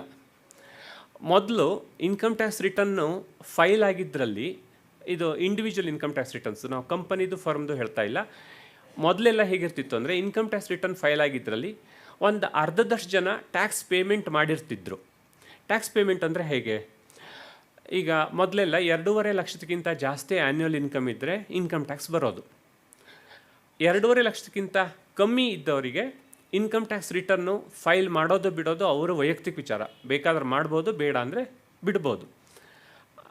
ಮೊದಲೆಲ್ಲ almost ಒಂದು 50% tax ರಿಟರ್ನ್ಗಳು tax obligation ಇಲ್ಲದೆ ಹೋದವರು ಕೂಡ file ಮಾಡ್ತಿದ್ರು. ಬಹುಶಃ ಅದು ಯಾಕೆ ಅವರಿಗೆ, ಆ ಇಂಡಿವಿಜುವಲ್ಗೆ ಅವಶ್ಯಕತೆ ಅಂದರೆ, ಒಂದು, ಯಾವುದಾದ್ರೂ ಬ್ಯಾಂಕ್ನವರೋ ಯಾರಾದರೂ ಟಿ ಡಿ ಎಸ್ ಮಾಡಿರ್ತಾರೆ, ಒಂದು ಸಣ್ಣ ಅಮೌಂಟು ಟಿ ಡಿ ಎಸ್ ಆಗಿ ಗೌರ್ಮೆಂಟ್ ಹತ್ರ ಇರುತ್ತೆ, ರಿಟರ್ನ್ ಫೈಲ್ ಮಾಡಿದ್ರೆ ಮಾತ್ರ ರೀಫಂಡ್ ಬರುತ್ತೆ. ಇನ್ನೊಂದು, ಕೆಲವಷ್ಟು ಈ ಸೆಲ್ಫ್ ಎಂಪ್ಲಾಯ್ಡು ಈ ಥರ ಇದ್ದಂಥ ಇಂಡಿವಿಜುವಲ್ಸ್ಗೆ ಬ್ಯಾಂಕ್ನವರು ಯಾವುದಾದ್ರೂ ಒಂದು ಲೋನ್ ಕೊಡಬೇಕು, ಯಾವುದಾದ್ರು ಒಂದು ಬೆನಿಫಿಟ್ ಕೊಡಬೇಕು ಅಂದರೆ last 3 years income tax return ತೊಗೊಂಡು ಬಂದಿ ಅಂತಾರೆ. ಟ್ಯಾಕ್ಸ್ ಪೇಮೆಂಟ್ ಮಾಡದೇ ಹೋದರೂ ಪರವಾಗಿಲ್ಲ, ರಿಟರ್ನ್ ಕಾಪಿ ತೊಗೊಂಡು ಬನ್ನಿ ಅಂತ. ಆವಾಗ ಇವರು 2.5 ಲಕ್ಷ ಇನ್ಕಮ್ಗಿಂತ ಕಮ್ಮಿ, 2,40,000ನೋ 2,20,000ನೋ ಇನ್ಕಮ್ ತೋರಿಸಿ ರಿಟರ್ನ್ ಫೈಲ್ ಮಾಡಿ ಎಷ್ಟೋ ಜನ ತೊಗೊಂಡು ಹೋಗೋದು ನೋಡಿದ್ದೀವಿ. ಆ ಥರ ಕೇಸ್ಗಳು ತುಂಬ ಇದ್ದಾವೆ. ಅವರಿಗೆ ಟ್ಯಾಕ್ಸ್ ಲಯಬಿಲಿಟಿನೂ ಇಲ್ಲ, ಟ್ಯಾಕ್ಸ್ ರಿಟರ್ನ್ ಫೈಲಿಂಗ್ ಮಾಡೋ ನೆಸೆಸಿಟಿನೂ ಹೆಚ್ಚಿನ ಸಂದರ್ಭದಲ್ಲಿ ಇರಲ್ಲ, ಟ್ಯಾಕ್ಸ್ ಪೇಮೆಂಟು ಮಾಡಲ್ಲ. ಆ ಥರದವರು 50% ಇದ್ದಿದ್ರೆ ನಾವಾಗ. ಈಗ 22-23 ಏನಾಯಿತು ಅಂದರೆ, ಈ ಟ್ಯಾಕ್ಸ್ ಸ್ಲ್ಯಾಬ್ಗಳು ಹೆಚ್ಚಾದವು. ಈಗ 22-23 ತಗೊಂಡ್ರೆ 5 ಲಕ್ಷದವರೆಗೆ ಇನ್ಕಮ್ ಟ್ಯಾಕ್ಸೇ ಬರಲ್ಲ.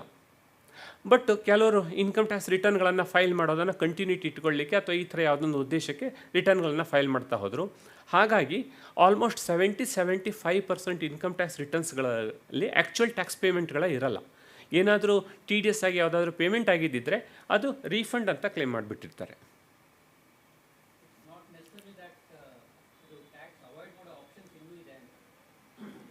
ಇಲ್ಲ ಇಲ್ಲ. Two other important ratios what we have discussed. This 1/4 of the revenue is going towards interest payment. Yes. Every year it is increasing. Do you think that it is a good sign of almost 1/4 of the revenue is we are spending towards only the interest payment? And other important notable thing is that what we call that this ease of doing business. Yes.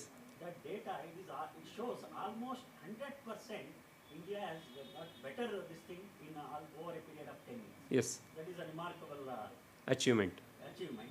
And this 1/4, do you feel is it a 1/4 is definitely not justifiable, but without loan also we cannot survive. Only question is, perhaps a reasonable percentage could be say 3% or 5% could have been ideal. 28% of the expenditure going to interest is reducing all developmental activities. ಇದು ಕೆಲವಷ್ಟು soft ಲೋನ್ಗಳನ್ನು world bank ಅಥವಾ ಬೇರೆ ಕಂಟ್ರಿಗಳಿಂದ ತಗೊಂಡಿದ್ದು, ಈಗ ಮುಂಚಿನೂ ತಗೊಂಡಿದ್ದಿದೆ, ಈಗಲೂ ಇದೆ. ಕೆಲವಷ್ಟು ಲೋನ್ಗಳು 50 year ಪೀರಿಯಡ್ದು ಕೂಡ ಇದೆ. ಬಟ್ ಅದನ್ನು ಅಷ್ಟೊಂದು ದೊಡ್ಡ ಅಮೌಂಟನ್ನು ರೀಪೇಮೆಂಟ್ ಮಾಡಬೇಕೋ ಅಥವಾ ಇಂಟ್ರೆಸ್ಟ್ ಪೇಮೆಂಟ್ ಮಾಡಿದ್ರೂ ಕೂಡ whether we will still be in a beneficial position ಅನ್ನೋದು ಈಚ್ ಇಕನಾಮಿಕ್ ಅಡ್ವೈಸರ್ಸು ಅವ್ರ ಟೀಮ್ನವರು ಡಿಸೈಡ್ ಮಾಡ್ತಾರೆ. But 28% is not a good sign. I don't have that data. There are some countries which pay 70-80% of the total revenue towards interest also. Even USA, Japan also have some loans. ಅವು ಕೂಡ ಯಾವುದೋ ಒಂದು particular ಪ್ರಾಜೆಕ್ಟ್ಗೆ, particular ಪರ್ಪಸ್ಗೆ lower rate of ಇಂಟ್ರೆಸ್ಟಲ್ಲಿ world ಬ್ಯಾಂಕಿಂದ ಅಥವಾ ಬೇರೆ ಬ್ಯಾಂಕ್ಗಳಿಂದ, ಬೇರೆ ಕಂಟ್ರಿಗಳಿಂದ ತಗೊಂಡಿರ್ತಾರೆ. ಅಂಥ ಕಂಟ್ರಿಗಳಲ್ಲೂ ಕೂಡ ನಾಮಿನಲ್ ಆಗಿ ಒಂದು 3-4-5% ಇದ್ದೇ ಇರುತ್ತೆ. ಬಟ್ ಎಕ್ಸಾಕ್ಟ್ ಡೇಟಾ ನನ್ನ ಹತ್ರ ಪ್ರೆಸೆಂಟ್ಲಿ ಇಲ್ಲ. Yes madam.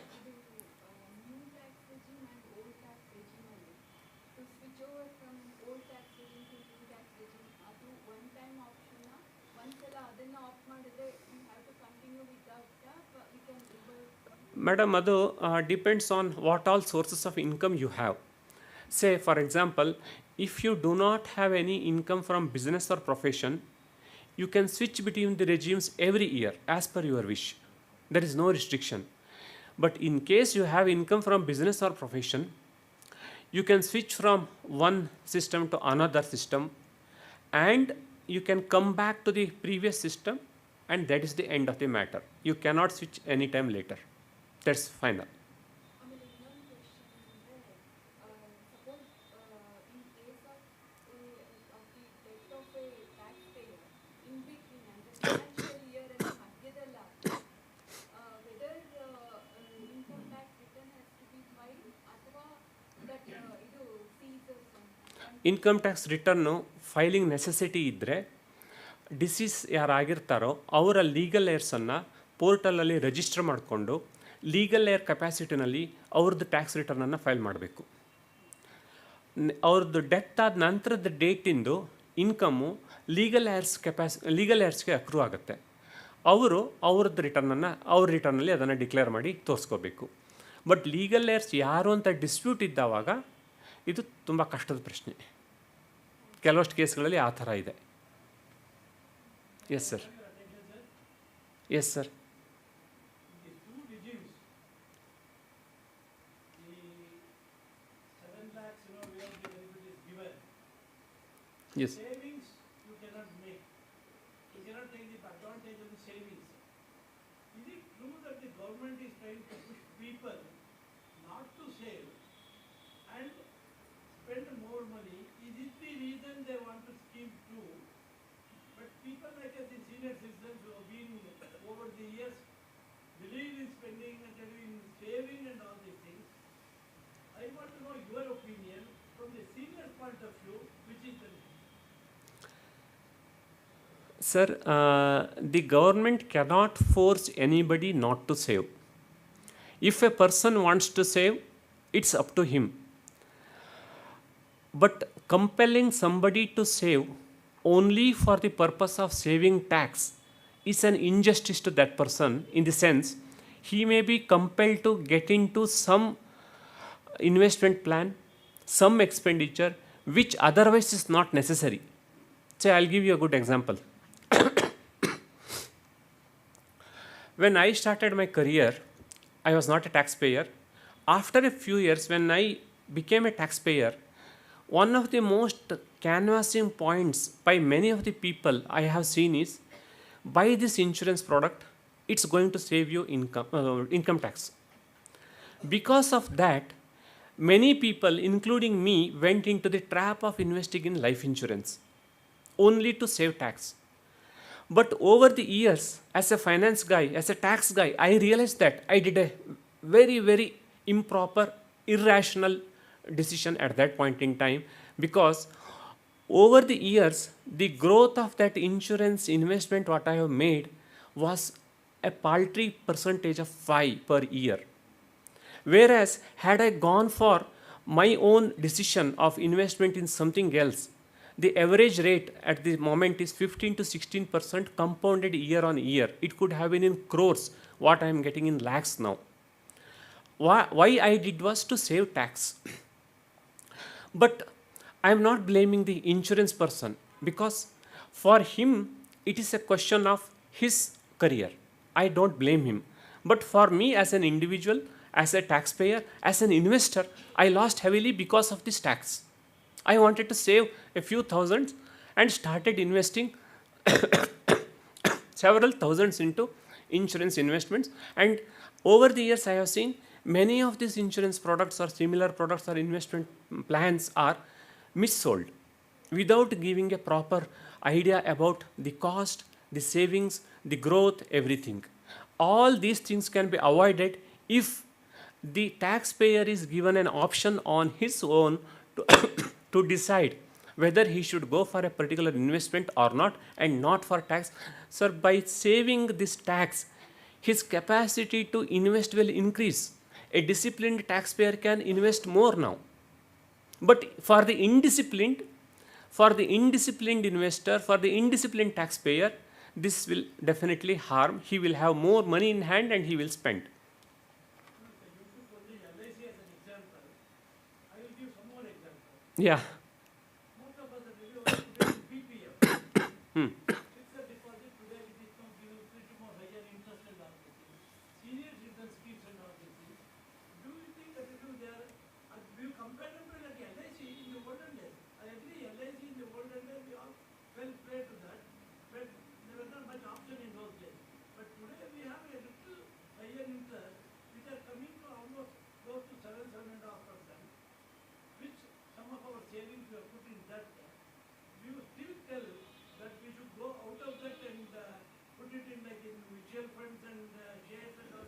No, government is not asking you to put in mutual fund. It is, Government fund, let us take it out. Government is now given us the freedom.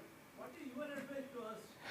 my advice is, it depends on how senior you are, how much savings you have already, in what buckets you have. I cannot give you one single advice to say that you should go for mutual fund or you should go for PPF. It depends on what all you have at the moment. Say for example, if a person has only mutual funds and only in equity mutual funds, there is no question of me advising him to add more into that fund. So it depends on the buckets, the quantum, the risk appetite, the health of that senior citizen, the family situation of that senior citizen, all that matters. But now the government has given you the freedom of choice. You should not restrict to tax saving investments. You can go wherever you want, whatever you want to do. You will have more cash in hand. Sir, one question. All these things, common man, what base they take? Whether investment or not? Yes. All budget, everything, government, TV, paper, radio, TV. But common man, what from these, all this? Is it today right? Common man question. See, for the They have taxpayer, not that, leave it, that's separate question. Generally asking. The common man, what benefit? common man, nobody is common, sir.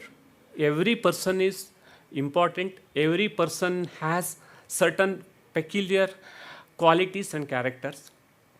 And secondly, it depends on what he is doing. I cannot generalize that, say, a free bus is available for everybody. Whether that man is a man or a woman, on that it matters. Similarly, for each and every benefit, it depends on the eligibility of that particular individual. There is, in common, I can say that road is available for everybody, railway is available for everybody, but whether that man wants, whether that man uses matters, not just the availability. So, for each individual, we have to find out what is available for him in his situation. If you are going by road, road is available for you. If you are going by flight, number of airports have been increased from 70 to 149. You will get flights at cheaper prices, that is available. All these are available for everybody. There is nobody can be called as common. Yes, sir. Rupee value in world market, how much in India? Compared to dollar, everything, regarding the Modi government and previous government. In world market, what is our value? In 22 currency, they are GDP told. About rupee value in the world market, or India. Rupee value in terms of dollar is different, in terms of other currencies is different. As I already explained, it not just depends on how India has grown, it also depends on how other countries have grown. Sir, please tell me. Sir, he has something. One question. During Gupta's golden period, maximum tax was 6%. Now it is 30%. Are we in iron age, aluminum age, or plastic age? In Gupta's regime, age, golden regime, 6% was the tax rate, maximum tax. Sir, do you know what was the percentage of the people who were paying? In my view, at that point in time, how many people were paying matters. What other sources of revenue those kings and queens had, that matters. What expenditure they had. Did they spend so much on defense? Did they spend so much on infrastructure? All that matters. It's not comparable. We cannot go by the percentage. Belgium may be taxing at 79%. Austria may be taxing at 55%. Given a choice, many of the individuals who are paying 20% tax here would like to go there. Percentage does not matter. What the country can give, what the people can give, what a person is comfortable with, that matters, sir. No, sir. See, overall we have viewed that we have not even touched 2% as of now. Despite of all this, what we are talking so big income tax thing. number of assessors paying tax is just about 2%. Sir- Then you can imagine where we are actually. One comforting thing is this GST is applicable across the board for everybody. Over the years, it is going to reduce the rate of income tax as such. That is what is expected. Sir ಒಂದು second ಅಷ್ಟೇ sir, ನೀವು ಇದಕ್ಕೆ parasite ಆಗಿ central ವಿಚಾರವಾಗಿ ನಾವು ಬರ್ತೀವಿ ಅಂತ ಖುಷಿ ಆಯ್ತು ಹೇಳಿದ್ರು. ನಮಗೂ ಅಷ್ಟೇ ಖುಷಿ ಆಯಿತು. ಬಟ್ ಆನ್ ವಾಟ್ ಬೇಸಿಸ್ ಒಂದು ಮಿನಿಟ್ನಲ್ಲಿ ಎಕ್ಸ್ಪ್ಲೈನ್ ಮಾಡಿ. Sir, that is a political debate. I have told only what the government has told, what the finance minister has told, what the prime minister has told. I don't have any opinion on that. Out of the subject. It is out of the opposition ಅದೇ ಥರ ನಡೀತಾ ಇದೆ. ನಮಗೆ hopes full ಇದೆ, ಬರ್ತೀವಿ ಅಂತ. ಯಾಕಂದರೆ ಇದು ಪ್ಯಾರಾಸೈಟ್ ಆಗಿ ಬಂದಾಗ ನಮ್ಗೆ ಖುಷಿ ಆಯಿತು. ಅಲ್ಲಿ ನಾವು ಬರ್ತೀವಿ ಅಂತ ಹೇಳಿದ್ರಲ್ಲ ಸೆಂಟ್ರಲಲ್ಲಿ, ಅದು ಖುಷಿ ಆಗುತ್ತೆ. ಬಟ್ ಅಪೋಸಿಷನ್ನು ಅದೇ ಥರ ಇದೆ. ಯಾವ ಥರ ಅಂದರೆ ಒಂದು ಬೇಸಿಸ್ ಅಂದರೆ ನಮಗೆ ಗೊತ್ತಾಗುತ್ತೆ. ಇದು ಸಪ್ರೇಟ್ಲಿ ಎಂಟೈರ್ಲಿ ಡಿಫ್ರೆಂಟ್. ಅದು ನೀವು ಹೇಳಿದ್ರಲ್ಲ, ಅದು ವಿಚಾರವಾಗಿ ಕೇಳಿದೆ. Sir, we will have a separate debate on that subject. ಒಂದು ಸೆಕೆಂಡ್ ಕೂತ್ಕೊಳ್ಳಿ.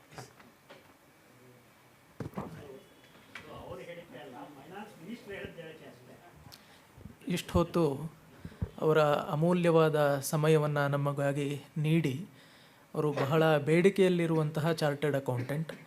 ಹಾಗೆ ಇದ್ದಾಗಲೂ ಕೂಡ ಅವರು ಸಾಕಷ್ಟು ಶ್ರಮವಹಿಸಿ ಸ್ವಲ್ಪೇ ದಿವಸಗಳಲ್ಲಿ ಅನೇಕ ಸರ್ಕಾರಿ ಪೋರ್ಟಲ್ಗಳಿಂದ ಮಾಹಿತಿಯನ್ನು ಸಂಗ್ರಹ ಮಾಡಿ ಅದನ್ನು ವ್ಯವಸ್ಥಿತವಾಗಿ ಜೋಡಿಸಿ ಎಲ್ಲ ಸಾಮಾನ್ಯರಿಗೂ ತಿಳಿಯುವಂತೆ ಅವರು ಬಹಳ ತಿಳಿಯಾಗಿ ನಮಗೆ ಅರಿವನ್ನು ಮೂಡಿಸಿದ್ದಾರೆ. ಈ ಉಪಕಾರಕ್ಕಾಗಿ ಶ್ರೀಯುತ ಪ್ರಕಾಶ್ ಹೆಗಡೆ ಅವರಿಗೆ ನಾವು ಹೃತ್ಪೂರ್ವಕ ಕೃತಜ್ಞತೆಗಳನ್ನು ಸಲ್ಲಿಸ್ತಾ ಇದ್ದೇವೆ. ಅವರು ಪ್ರಶ್ನೋತ್ತರದ ಒಂದು ಅವಧಿಯನ್ನು ಕೂಡ ಬಹಳ ತಾಳ್ಮೆಯಿಂದ ಎಲ್ಲ ಉತ್ತರಗಳನ್ನು ಅತ್ಯಂತ ವೈಜ್ಞಾನಿಕವಾಗಿ ಚಿಕಿತ್ಸಕವಾಗಿ ನೀಡಿದ್ರು. ಮತ್ತು ಯಾವುದರ ಒಂದು ಸರ್ಕಾರದ ಪರವಾಗಿಯೋ ಇನ್ಕಮ್ ಟ್ಯಾಕ್ಸ್ ಅಥವಾ ಚಾರ್ಟರ್ಡ್ ಅಕೌಂಟೆಂಟ್ ಅವ್ರ ಫ್ರೆಟರ್ನಿಟಿ ಪರವಾಗಿಯೋ ವಕಾಲತ್ತನ್ನು ವಹಿಸೋದಕ್ಕೆ ಯಾರೂ ಇಲ್ಲಿ ಬಂದು ಮಾತನಾಡೋದಿಲ್ಲ. ವಿಚಾರದ ವಿನಿಮಯ ಅದು ಎಷ್ಟು ಸುಬೋಧವಾಗಿ ಆಗಬೇಕು, ಇರುವ ಮಾಹಿತಿಯ ಒಂದು ಸಂವಹನ ಅದೆಷ್ಟು ಚೆನ್ನಾಗಾಗಬೇಕು. ಆ ದೃಷ್ಟಿಯಿಂದ ನಮಗೆ ನಿಜಕ್ಕೂ ಬಹಳ ಕಣ್ಣು ತೆರೆಸುವಂತಹ ಒಂದು ವಿಚಾರ ಸಾಮಗ್ರಿಯನ್ನು ನೀಡಿ ಉಪಕರಿಸಿದ್ದಾರೆ. ಈ ಹೊತ್ತಿನ ಕಾರ್ಯಕ್ರಮದಲ್ಲಿ ನಮ್ಮ ಸಂಸ್ಥೆಯ ಗೌರವ ಕಾರ್ಯದರ್ಶಿಗಳಾದ ಶ್ರೀಯುತ ಎಂ ನಾಗರಾಜ್ ಅವರು ಉಪಸ್ಥಿತರಿರುವುದು ಹೆಚ್ಚಿನ ಸಂತೋಷವನ್ನು ತಂದಿದೆ. ಪ್ರಶ್ನೋತ್ತರದ ಅವಧಿಯಲ್ಲಿ ಬಹಳ ಉತ್ಸಾಹದಿಂದ ಭಾಗವಹಿಸಿದ ಎಲ್ಲ ಶ್ರೋತೃಗಳು ಕೂಡ ನಾನು ನಮನಗಳನ್ನು ಸಲ್ಲಿಸ್ತೇನೆ.